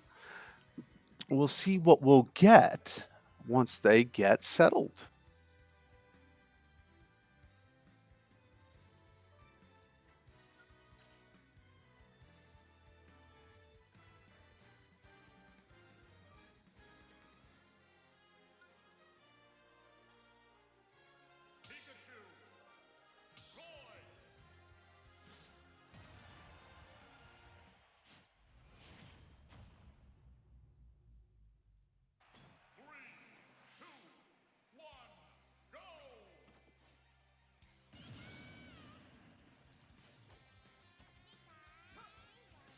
Looks like we're getting the Roy indeed, and we're jumping in.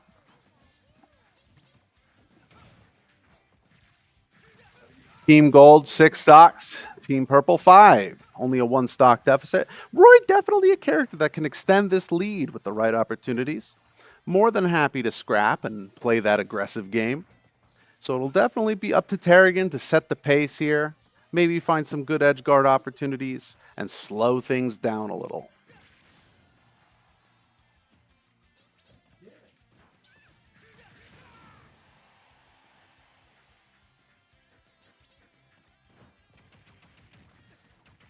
Ultimate Tyson doing a really good job of keeping this play really simple. He's just looking for simple potential stock opportunities, making Tarragon work that much harder. Not really giving him too much to work with so far. Great F tilt to punish the up B on shield. Doesn't act with any apprehension there. Knows, recognizes the situation and that his team has a lead here that he can extend with any chance he takes. And for Tarragon, this is a little stressful, but certainly not undoable.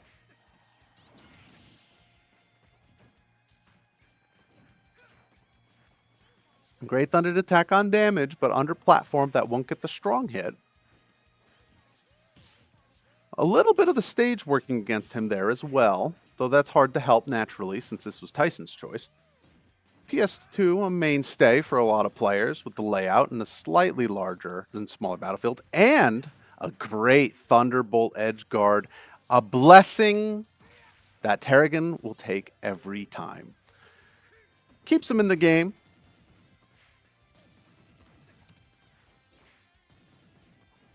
Oh, great Nair conversions to stack on some damage. Chases on platform and adds some more. Excellent conversions here. And you could tell Tarragon's starting to rely on Thunder Jolt a little more, play a little slower. That's certainly going to play in his favor here by forcing Tyson to aggress and make his own opportunities.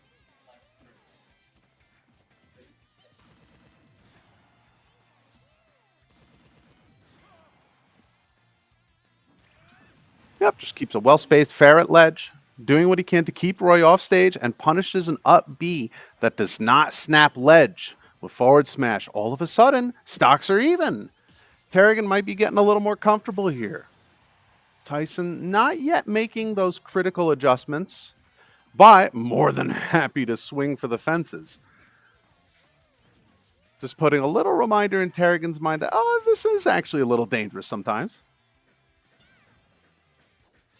Side B not going to kill yet, but getting close, right?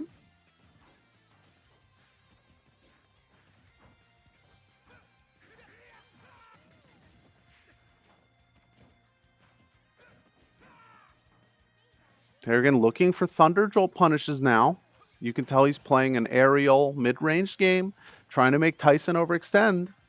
And if you're Tyson, you need to start looking for opportunities to intercept here, maybe score some back airs or F tilts, and ways that you can pressure safely. And he's starting to do so.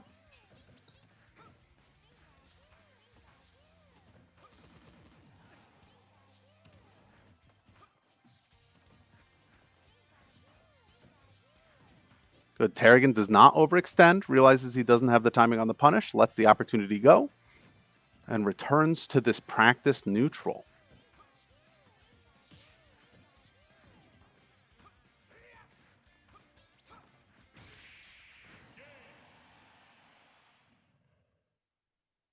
And we'll take that. An errant dash attack from Tyson takes the stock. Nice, typical Roy sweet spot. But still a great job. Only a 1 stock differential now. A well-played situation for Purple. Keeps them really close to it.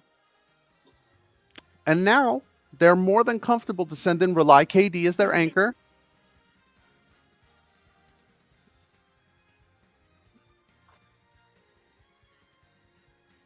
Which does make things a little difficult for Gold. A considerable thing for them.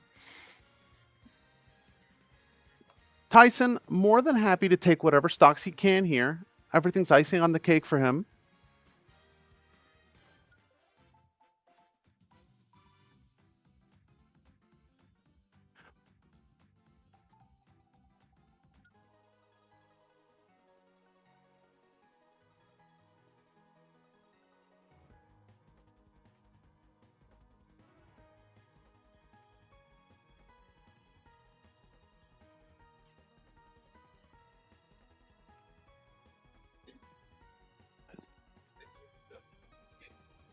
Now, while we've got a moment and they're getting themselves settled, make sure to get a drink, take a stretch.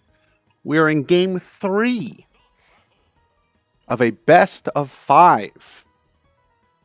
So certainly have a little more time ahead of us as we get into the next match here of game 3.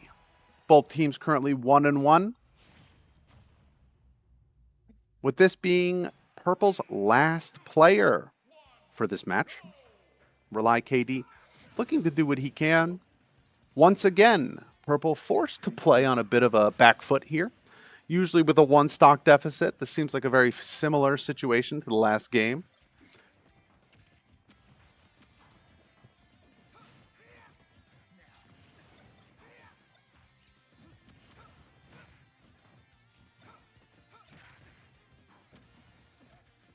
Like KD already forcing Tyson off stage into ledge.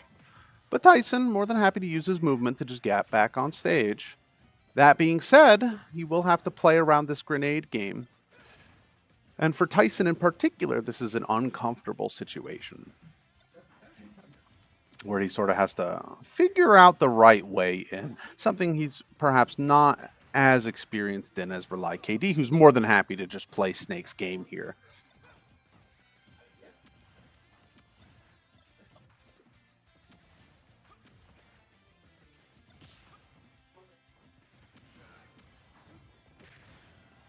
All of a sudden, just Tyson taking damage, stacking on damage.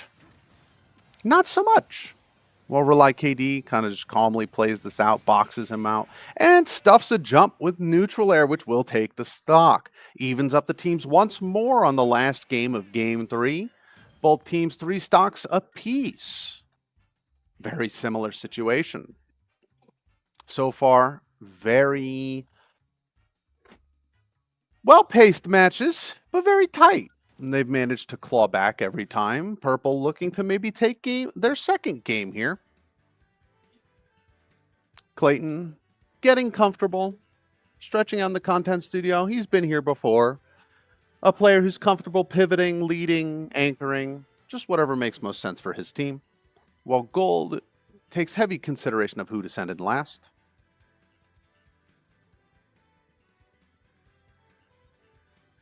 And Jolt starting to walk over to the content studio. Would like to play the video game. Got Milk says you're not allowed in. Realizes he's not in charge. And Jolt walks into the room. It is what it is. So it looks like whether Purple likes it or not, the last game of this match will be Rely KD versus Enjolt. Snake, Donkey Kong once more. Enjolt looking very confident today in this matchup. So, presumably, going back to small battlefield, this might be a tough situation for Rely KD. Let's see what they ban and where they go.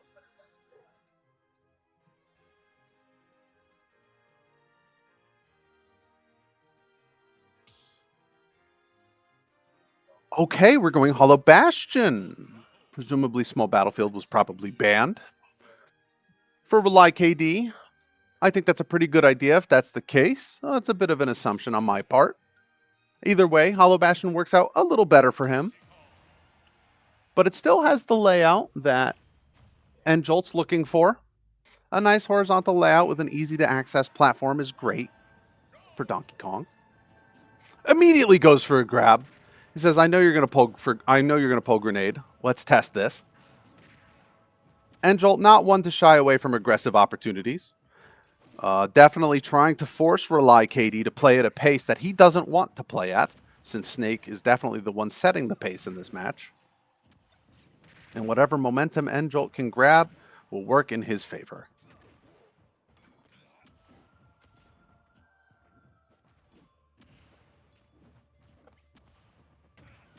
Rely KD recognizing the situation, starts going for safer damage. Singular setups and a nice anti-air up tilt on Donkey Kong. Back air takes the first stock. Nice, clean, traditional Snake play, which will do him wonders in this matchup. And Jolt, his aggression is kind of being checked here by Rely KD, who's now sped up his pace and is focusing on matching Enjolt's pace. already put huge percent on N-Jolt. N-Jolt already over 100%. A dangerous situation for Donkey Kong. Still an up throw up air percent though, and N-Jolt will take those any day of the week. Secures his first stock, but still the momentum feels like it's on Rely KD's side as long as he maintains his cool.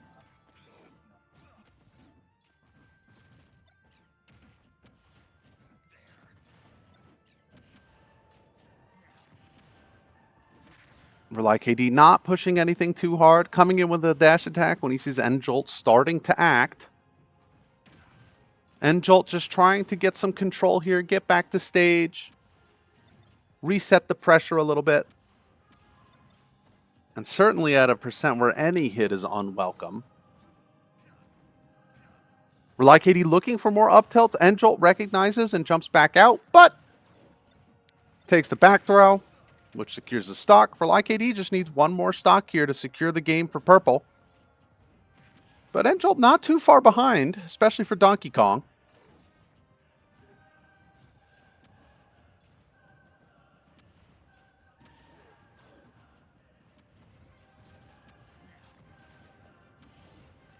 The game pace slowing down a little bit, both players realizing the situation. Pressure certainly on for N-Jolt here. Gets a huge giant punch in to take the stock and try and even things back up. Still in disadvantage. And definitely feeling the pressure that he needs to create an opening. Rely KD still slowing things down, showing some comfort here, some confidence. In what is essentially a last hit situation.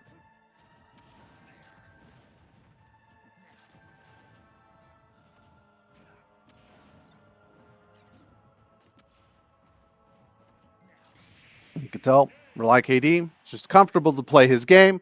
Secures the last stock with a well-placed C4 on platform. Definitely punishing those approach habits from N-Jolt, who's just trying to make it work. Secures game 3 for Team Purple, which puts Purple 2-1 over Gold in very close sets. We'll take a brief break here while they get themselves situated, decide who to send in next. Who's comfortable with what? Purple feeling pretty hype about that. Clawing back for yet another game in this set. Now they just need one more to take the entire SUNY League Grand Finals. Culmination of this semester's efforts and SSBU Cruise. Gold reconfiguring themselves a little bit here, talking over some team strategy, calming down a little bit. Deciding what they need to do to get back in the game and get back on the board.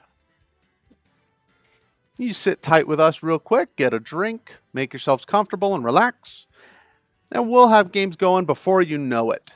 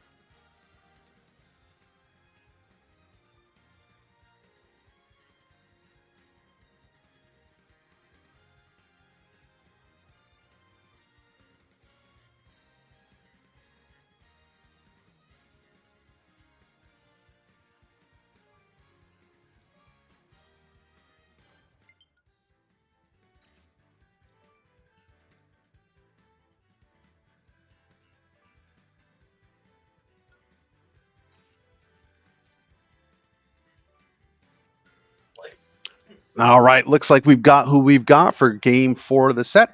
First match is going to be between Seven and Flying Icicles. Yoshi, Kazuya, we've seen this before. Let's see how they approach it this time, though. Purple definitely has the momentum right now and some energy, trying to secure the set and be done for the day. Perhaps relax a little together after the fact. But Gold, not one to take that lying down, and definitely want to keep themselves in the set.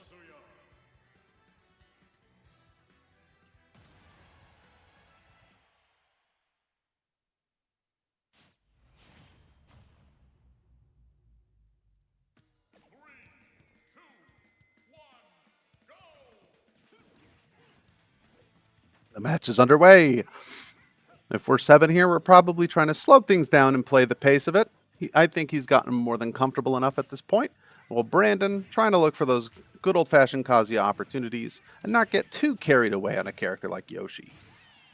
Great start so far. Already got 85% on the board of a one disadvantage situation. Seven, though, gets anti-aired with a dragon uppercut. That back air gets stuffed out. Brandon seeking those opportunities and recognizing the way that Seven likes to play. Certainly not comfortable not pressing something when he has the chance.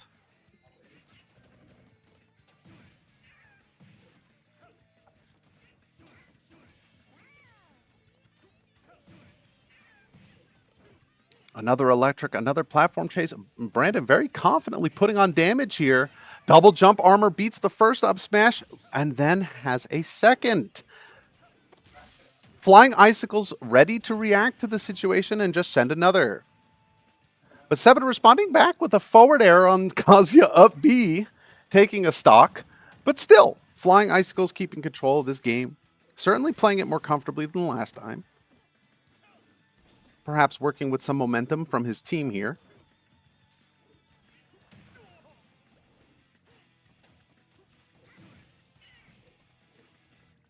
Another electric.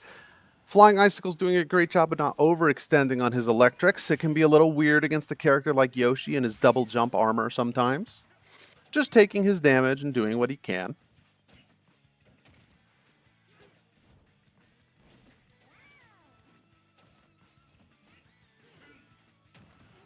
Seven kind of scrambling for opportunity here. Knocks the Rage Drive out.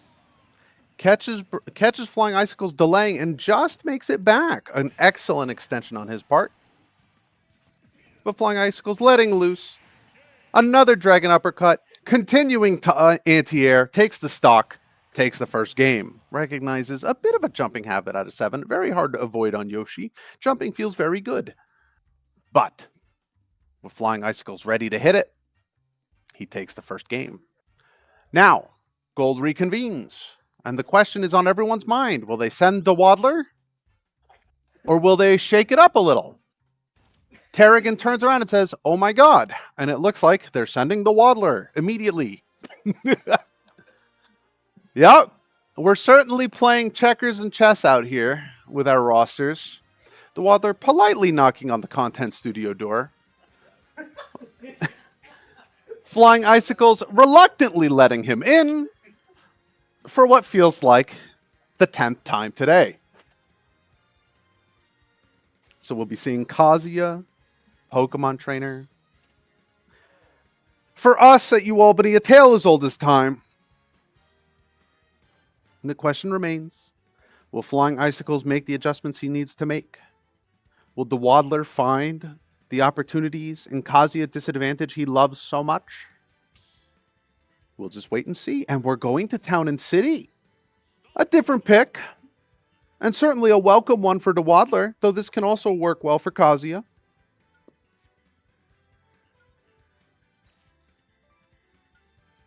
The bigger blast zones will certainly work in Pokemon Trainer's favor initially, though for Flying Icicles in particular, it will give him more opportunities to survive those disadvantaged situations he dislikes so much.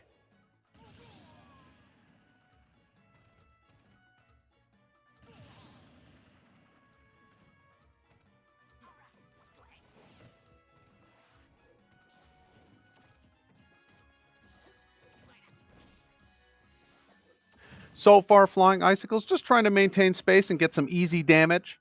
Definitely the right way to play against Squirtle, in particular with Kazuya. You're more than happy to just take trades and big singular hits, whereas the Waddler is looking for big conversions and to keep Kazuya tumbling as long as he can.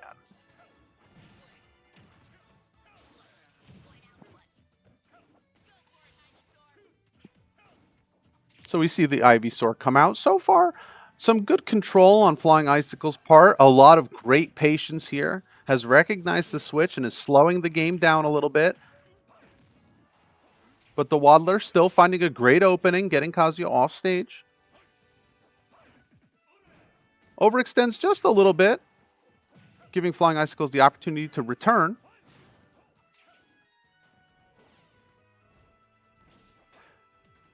Flying Icicles delays the recovery as long as he can, but the Waddler patiently finds his opportunity. Evening the game back up, Flying Icicles comes out of the content studio, shrugs once again, like the fourth time today, saying, "It's Ivysaur. It is what it is. I did my job. We're even." A great mentality to have in crews, certainly. And Purple discusses once more what the strategy is, especially considering what lies ahead of them. This match could end the entire thing for them. Should they win, they'll win the set, and they will be SUNY League Crews Grand Champions. They send in Terrigan, who showed some comfort in the last match against Pokemon Trainer, did an excellent job playing around DeWaddler. We'll see what kind of adjustments DeWaddler can make to keep gold in this game.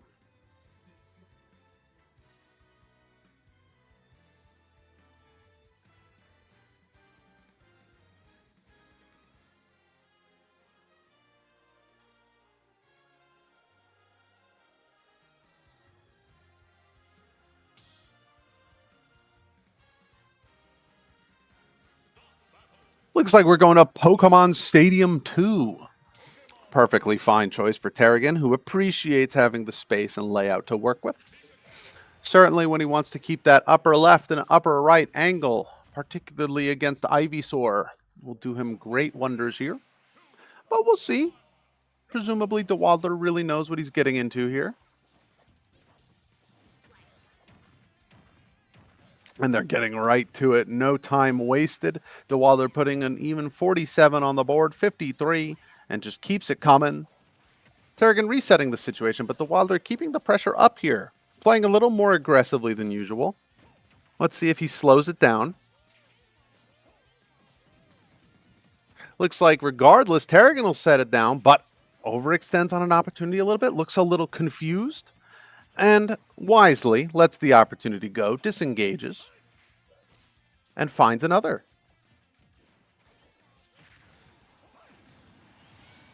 But DeWaddler scopes out a sweet spot up B, takes the stock, and is looking really strong right now for gold. Really keeping them alive today. Well, Terrigan figuring out his best way in, figuring out the best way to rectify this situation, and secure a lead for Purple.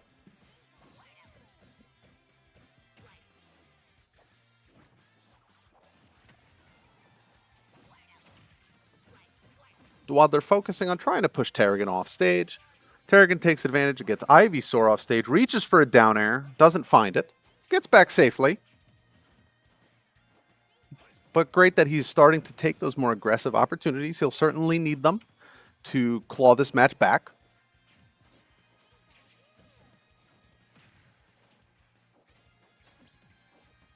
DeWaddler scoping out down airs and up airs. Definitely taking advantage of Ivysaur's big hitboxes here, which Purple historically does not like to deal with, as does anybody. But Terrigan so far, fighting really well around it, slowing the pace down. Having a bit of a hard time getting caught on platforms. So we'll have to see how he secures the stock. And how DeWaddler plays around that. He's certainly starting to reach, some dash attacks coming out. A little bit of discomfort showing. While DeWaddler looks cool as a cucumber so far. Switches to Charizard, high percent situation, steals an up smash on one of Terrigan's diagonal angled jumps, and all of a sudden, we've got a 3-stock to 1-stock situation.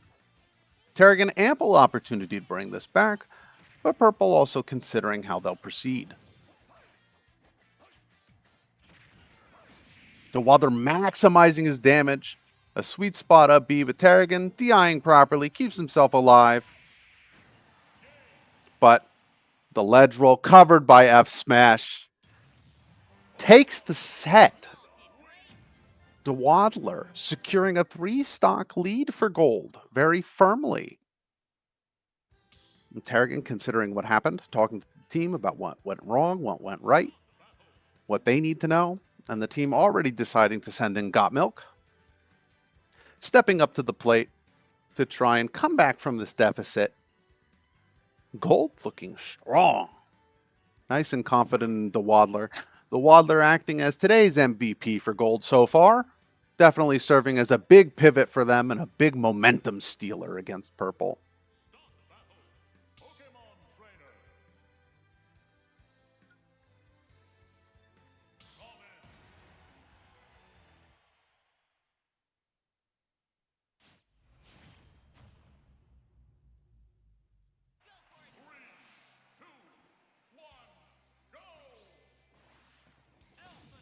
The next match starts right away. No stocks to give up here, so they get right to it. Got Milk going with Robin. Probably trying to keep more control of the pace against the Dwaddler, give him more options against the variety of Pokemon, and just try and comfortably secure this particular situation. So far, Got Milk doing a great job of boxing him out and setting some momentum.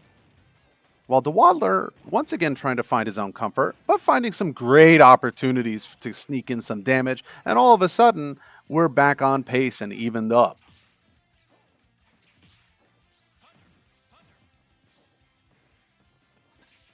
Got Milk slowing things down once more, recognizing that charging his projectiles is enough to make Dwaddler back off. And doing a great job of pressuring Shield, finding these stray hit opportunities. Oh, scary air dodge or missed air dodge, but it all works out for him. Dwaddler missing the punish opportunity there. It's got to sting a little bit.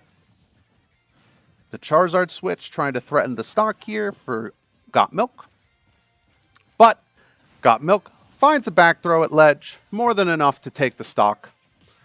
Now we've got 3 stocks to 2. Got Milk looking to take whatever he can while losing as little as he can. Delaying as much as possible, but taking an Ivysaur down air. Definitely falling into the trap of either delaying as long as possible or not delaying at all, as opposed to mixing up timings when you're recovering versus Ivysaur. If you notice he's waiting for you, then he's ready for as long as you're going to wait. That being said, Dwaddler doing an excellent job, right, of maintaining that, threatening the same position again, but Robin's got the tools to make it back at mid%. Still threatening the same situation. Dwaddler's speed of play has changed, and he started to recognize where Got Milk is comfortable and uncomfortable. Does a great job covering the air dodge, and Got Milk actually gets killed by air dodging in the blast zone, unfortunately. Definitely feeling some of the pressure here, while Dwaddler more than happy to take advantage of that and continue his lead against Purple. Finding even more damage opportunity, this Ivysaur looking really sharp right now, where Got Milk is suddenly at a loss for how to navigate this situation. Great job recognizing that Dwaddler was looking for the forward jump, backs off, resets the distance.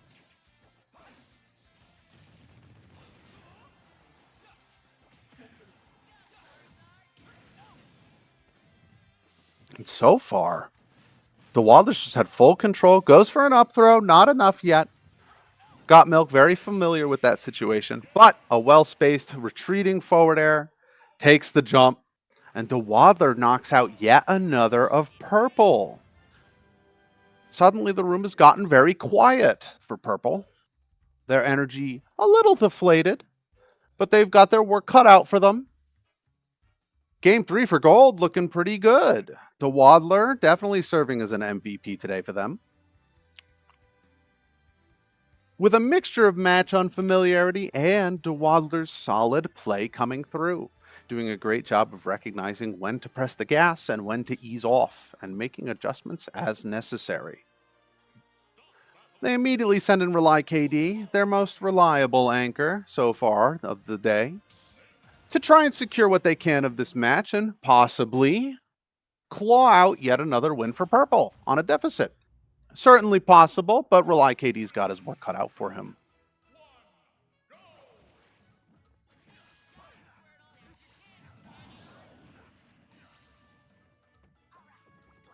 And for Rely KD, I think all he's thinking about right now is, I have to stop the Waddler. And that's certainly going to be a challenge, because the Waddler is looking very sharp right now and very prepared to secure this game for purple. For gold, excuse me. But so purple focused. So while they're already switching to Ivysaur, trying to set that disadvantage, take advantage of that disadvantage against Snake, while Rely KD kind of just trying to keep his footing, stack on his damage. The Waddler doing an excellent job of taking advantage of this pressure.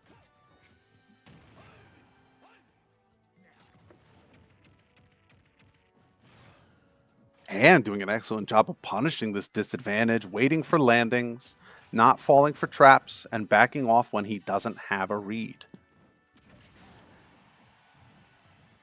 Rely KD, great DI, trying to survive as long as possible, see whatever opportunities he can get, but misses the air dodge to ledge and gives up his first stock. The Waddler, sitting pretty in terms of what he's done for his team so far. Everything else is just an added benefit to them and their attempt to secure this lead. Rely KD doing a great back air, great side B to just secure that stock, get it over with, and the Waddler on his last stock of the set.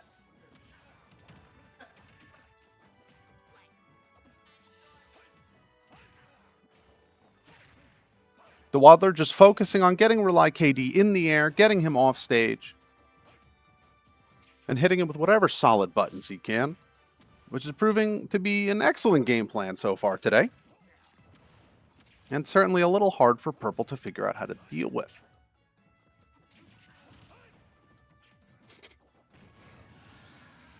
Finding an up air, the Waddler sneaks in yet another stock to his wide collection of stocks this game.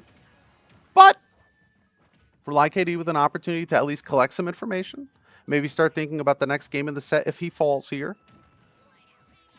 But certainly not giving it up.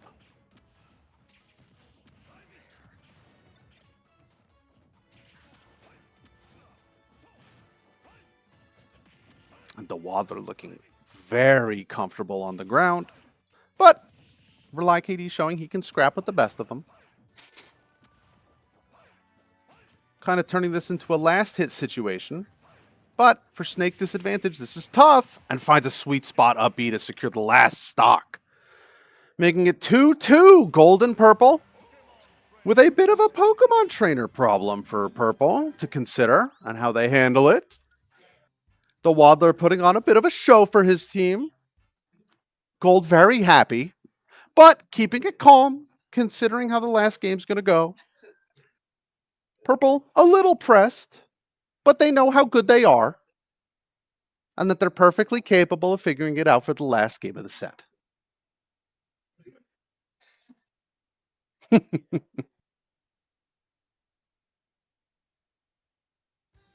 Make sure to take a stretch, get a drink like we are, and keep enjoying the Super Smash Bros. Ultimate Cruise SUNY League Grand Finals for Spring 2026. Brought to you by SUNY Esports, ECAC Esports, Binghamton University, where the in-person LAN is being played, and the University at Albany Esports, your home for gaming for UAlbany campus, and a proud partner of SUNY League.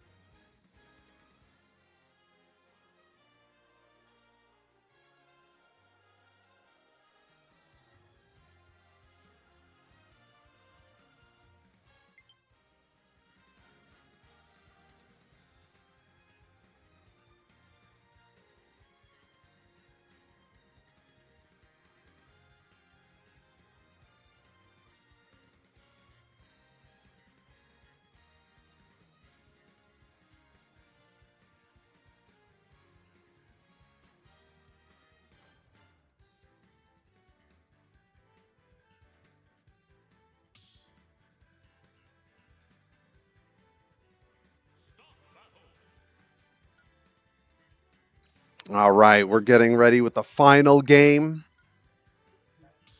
Well, the final match of the set. Match number 5, or no, game. Yeah, game. Game number 5, match number 1. Got Milk versus Puffles. We got Cloud Pikachu. Got Milk making an adjustment here, but, Pikachu plays pretty well into this too. Puffles getting an excellent extension off stage, but Got Milk saving his double jump, recognizing the situation, using his up B at a different time, and finding his way back. We'll see how Got Milk plays this out, trying to secure the game for purple, while Gold playing off of the Waddler's momentum, giving him a break, and letting Puffles take the charge.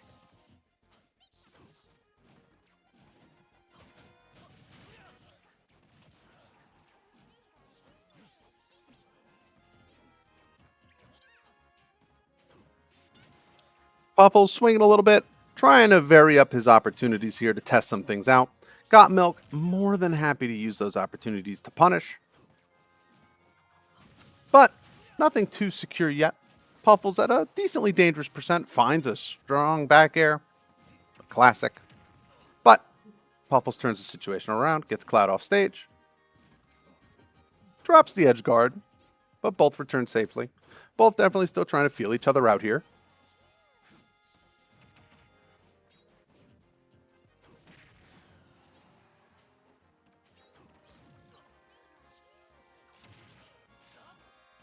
Oh, that was a great play.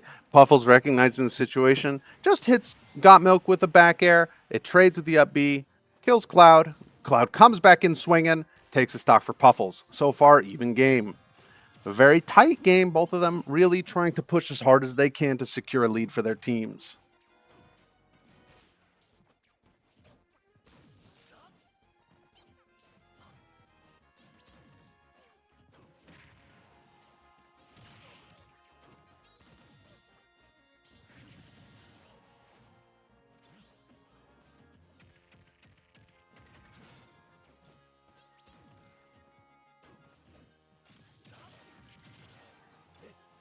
Puffles swinging a little bit, gets caught off guard by Got Milk, who's ready for the situation. Great parry out of shield and an attempted extension by Puffles, who's really looking for whatever he can get here. And all of a sudden, Got Milk's taking the pace of this match a little bit. Great limit blade beam off stage. Finds the stock. And now Got Milk trying to dig in and get a lead here.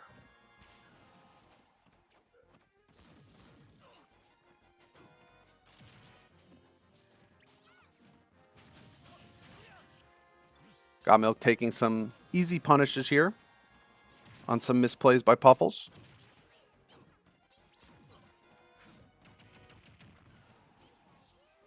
While Puffles eager to take what opportunities he can get, but definitely still feeling this out a little bit.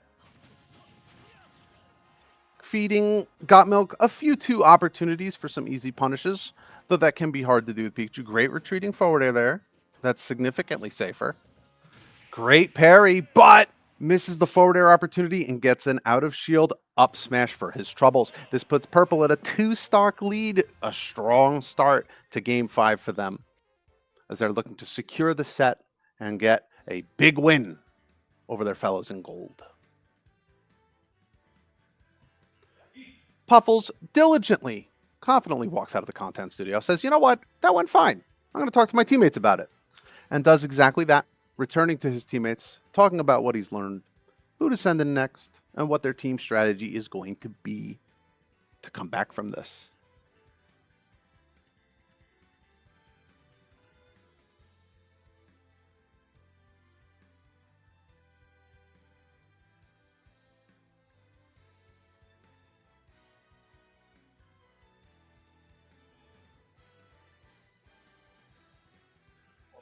Looks like Team Gold is sending Angel back in, who's trying to convince me that he's going to play Isabelle, but I don't believe him.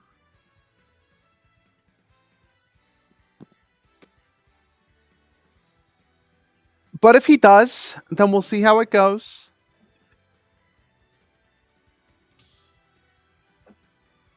Purple convinced that if he says he's going Isabelle, he has to, which isn't really what the rule book says. in that case. And definitely he's going Donkey Kong, as we thought. That being said, Donkey Kong Cloud, tough. But we always say that, don't we, with Enjolt? And it always ends up working out a little bit for him. So let's see how he plays this. Let's see how it goes. Let's not presume as the match gets underway. An immediate grab, once again. Sharking the platform, looking for as much damage as he can and to put Cloud in bad situations. Cloud just trying to maintain control of the neutral in this match, not fall for any tricks or any buffered moves, and keep a calm head.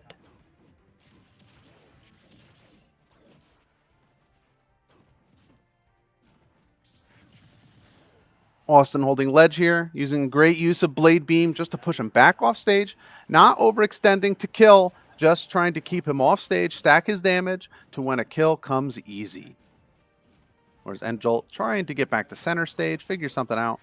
Pushes Cloud off stage, patiently waits for the down air. Great grab on the recovery, checks him with the throw against stage. Got Milk not ready to handle that, and loses his first stock. A great play from Enjolt to keep himself in the game and to put some pressure on Got Milk here, who's trying to widen the lead, who takes a stock from Donkey Kong. So we're going stock for stock here a little bit, but always a win for Got Milk, who's currently keeping his team in the lead. And Got Milk pushing that situation a little too far. Just a little too far away from ledge, but not a bad play.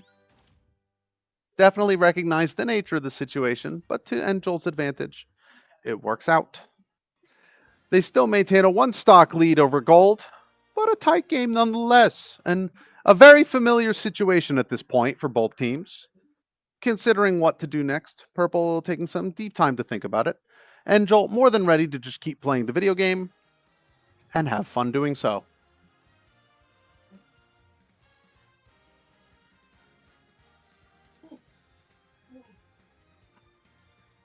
While we take this break, just want to give one more shout out to our friends at Binghamton University hosting the in-person component of this SUNY League Esports LAN Finals. They're the host school this year, which changes every year, and we'd like to give them a shout out and a warm congratulations to their student orgs who've done a great job of managing things.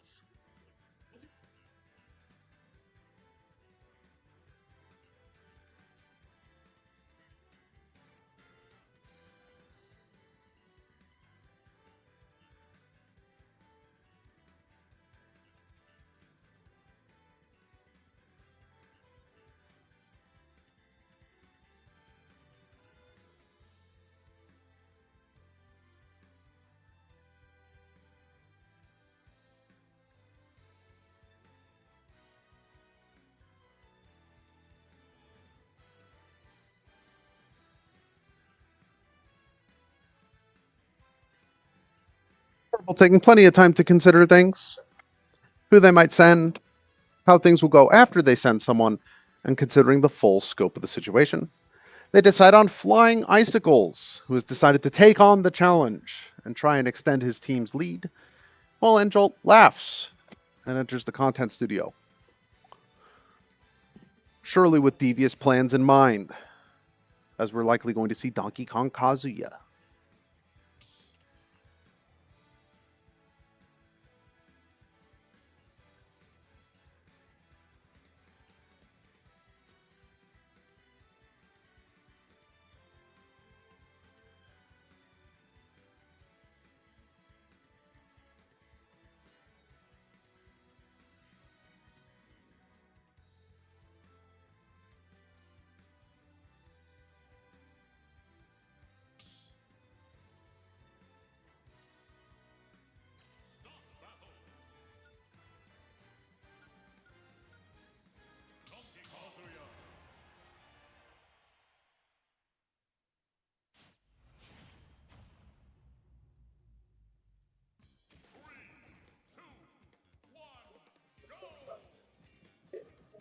The match is set to begin. We're headed to small battlefield.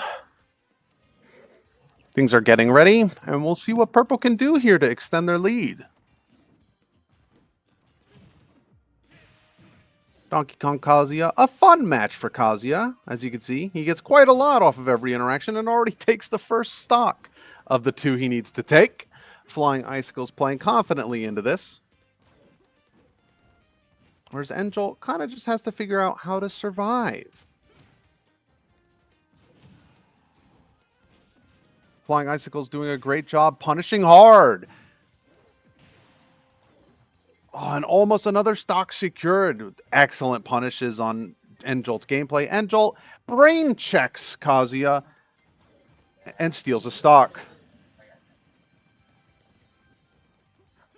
Which is great for him. Excellent play by Enjolt to just take whatever stocks he can, and he's certainly focusing on that right now.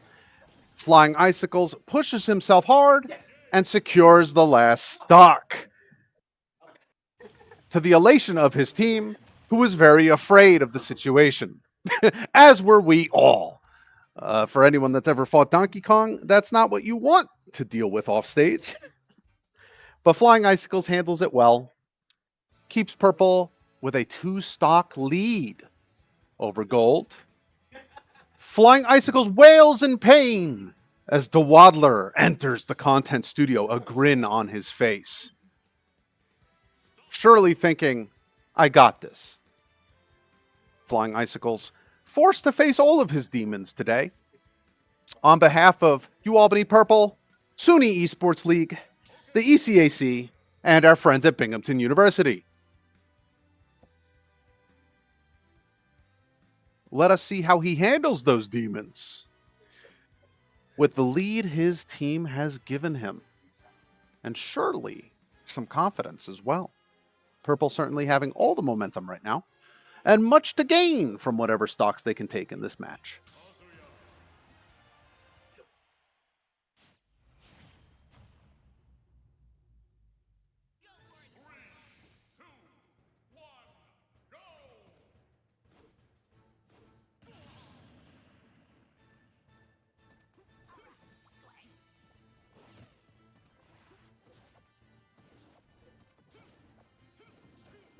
And the match is underway. No one too pressed to get something started, but Flying Icicle's more than happy to take any opportunity that's given to him to get some damage on the board.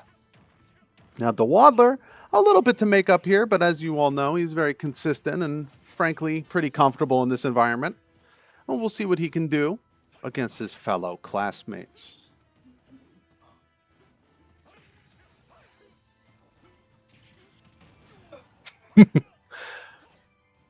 Flying Icicles taking his time, but the Waddler suddenly put on a lot of damage, threatens a kill, but the right DI keeps Flying Icicles alive. Focusing very hard on avoiding the Ivysaur pit traps that he deals with. Looking for Rage Drive, reaches a little too far, and the Waddler more than happy to take that, anticipating that from a mile away with a pivot back throw. The Waddler very comfortable on focusing on what they're looking for, but a Dragon Uppercut anti-air takes the stock. The Anti-7 Classic. Oh, reads a roll-in on the Stature Smash. I love that. Secures some extra damage, keeps things nice and clean. All of a sudden, down B grab, 76%. Forces the switch to Ivysaur. Any stock Flying Icicles gets is a big gift to his team here, who's had a hard time dealing with the Waddler. The Waddler pressuring him great off stage, looks for the down air, and secures it. Giving himself 2 stocks and stopping the bleeding for Gold here a little bit. Purple considering how they can continue their advantage and secure this game against the opponent they've had the hardest time with as a pivot on Gold.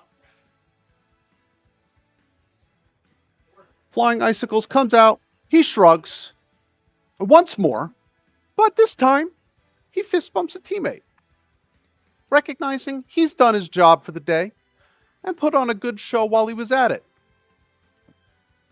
handling a situation he's uncomfortable with aplomb. But now Tarragon steps up to the plate and says, you know what? I think I can secure this. I think I can handle the Waddler. Gold, not so sure about that. as they're very confident in their friend and colleague, who's done wonders for them today and really kept them in this set.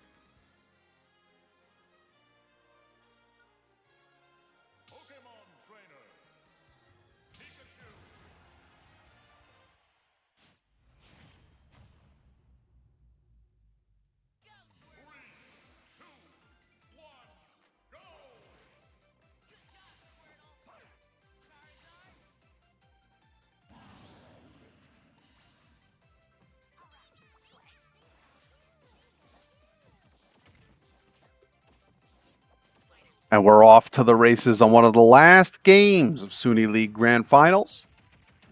Terrigan with a strong opener against the Waddler, forcing him off stage, taking whatever damage he can get and setting up a nice advantageous situation for himself. Easing off the gas, respecting the Waddler maybe a little too much as the Waddler finds some openings. But both of them still trying to feel each other out. No big opportunities yet given. But the Waddler definitely maximizing some damage on these quick attacks.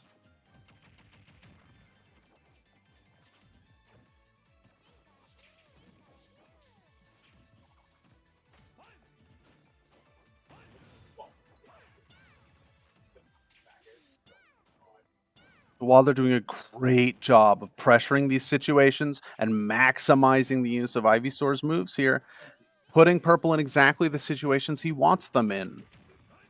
Terrigan, though, not out by any means and playing confidently, trying to look for these punish opportunities, finding some of them, but also putting himself in some risky positions, certainly jumping a lot and risking those Ivysaur up airs, which the Waddler is more than happy to look for.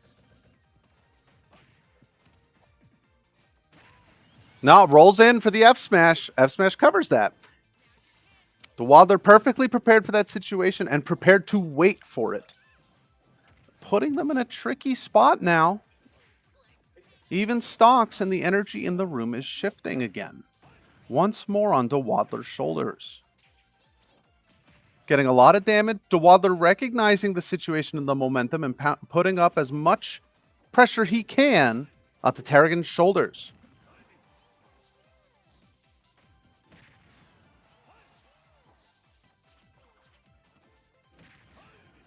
Terrigan finding some good opportunities to get the Waddler off stage and stack on his damage, but certainly the momentum doesn't feel like it's in his favor yet. The Waddler still a threatening presence. And once again covers the roll from ledge with F smash, securing another stock for gold. Catching air dodges, he's starting to get some reads on Terrigan's defensive habits, especially regarding air dodge and roll. But Terrigan could still secure a stock here and keep things close.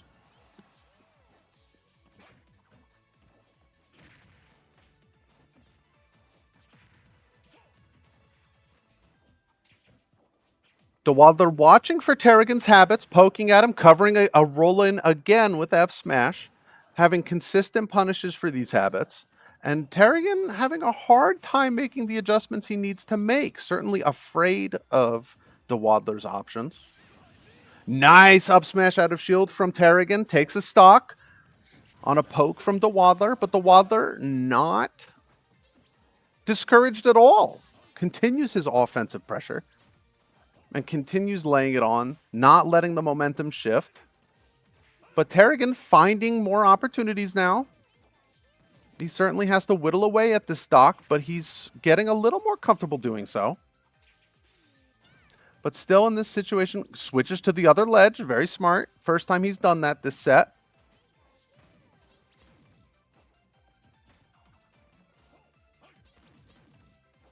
Finding a little more comfort in poking at the Waddler and finding new angles, jumping less, which is an excellent adjustment. But the Waddler finds another up air on an errant jump and secures the last stock. Finding Terrigan in his place of comfort, the air, and bringing him down to earth.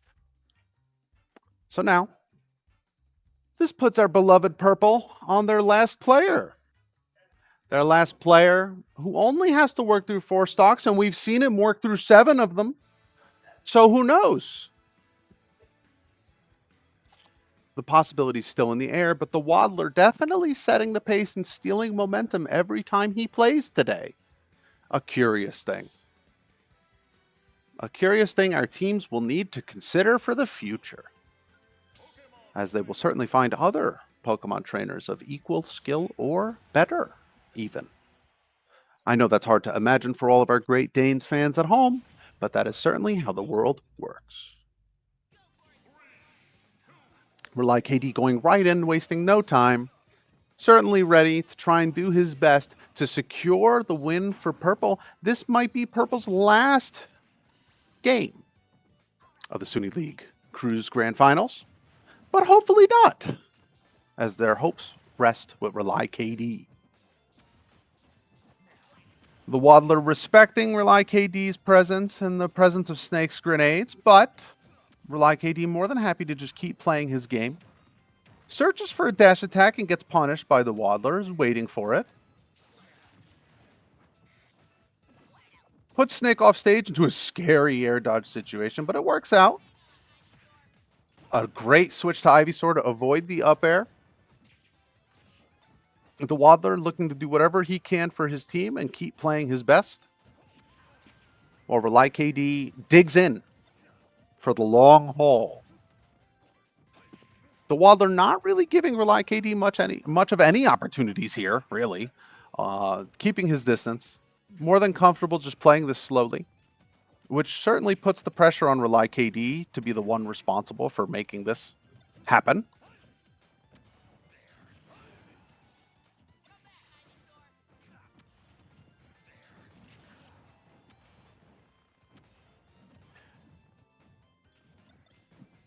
The Waddler doing a great job of forcing Rely KD off stage consistently and finding more opportunities to do so. But Rely KD doing a great job of staying alive however he can to find more opportunities for himself and stay in this game. Every stock matters a ton to them. Charizard up air catching Snake back air and taking a stock in a bit of a scramble after a grenade.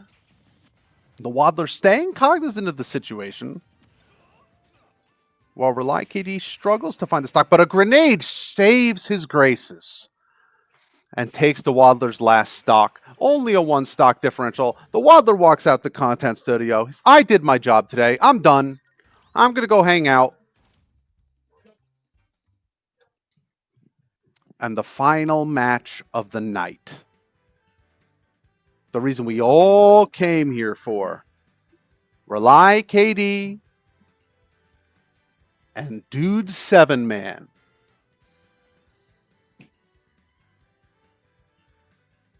Two particularly strong players, most likely Snake versus Yoshi.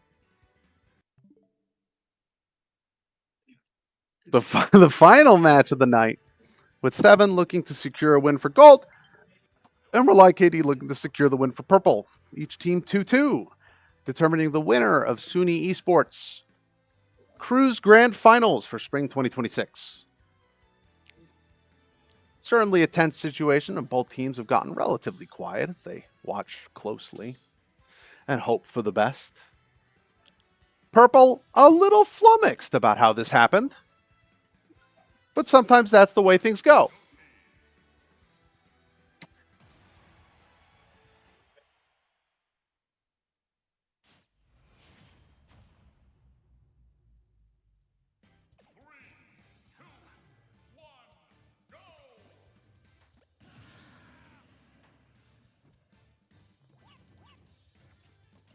Last match happening on small battlefield. The players get right to it. 7 looking for an aggressive opener, which Rely KD gets some damage on, but this is traditional stuff as they both feel each other out in the neutral. Rely KD with a great midair footstool punish to really extend his damage on 7 and beat these aggressive habits. This is exactly what Rely KD is comfortable dealing with right now, despite the pressure of the situation. 7 already at a dangerous percent. Really loosening the gap here between the two teams. Rely KD looking for that final hit, but this might give 7 the opportunities that he needs if that side B didn't take that stock, which evens the stock count and puts some pressure back on gold. This is now an even game, but 7 more than happy to pressure Snake off stage But it goes back and forth. Rely KD putting on a ton of damage at ledge. And playing his heart out to make Purple's dreams come true. 7 not one to give that up, though. Playing just as tightly. Doesn't push himself too hard on overextending.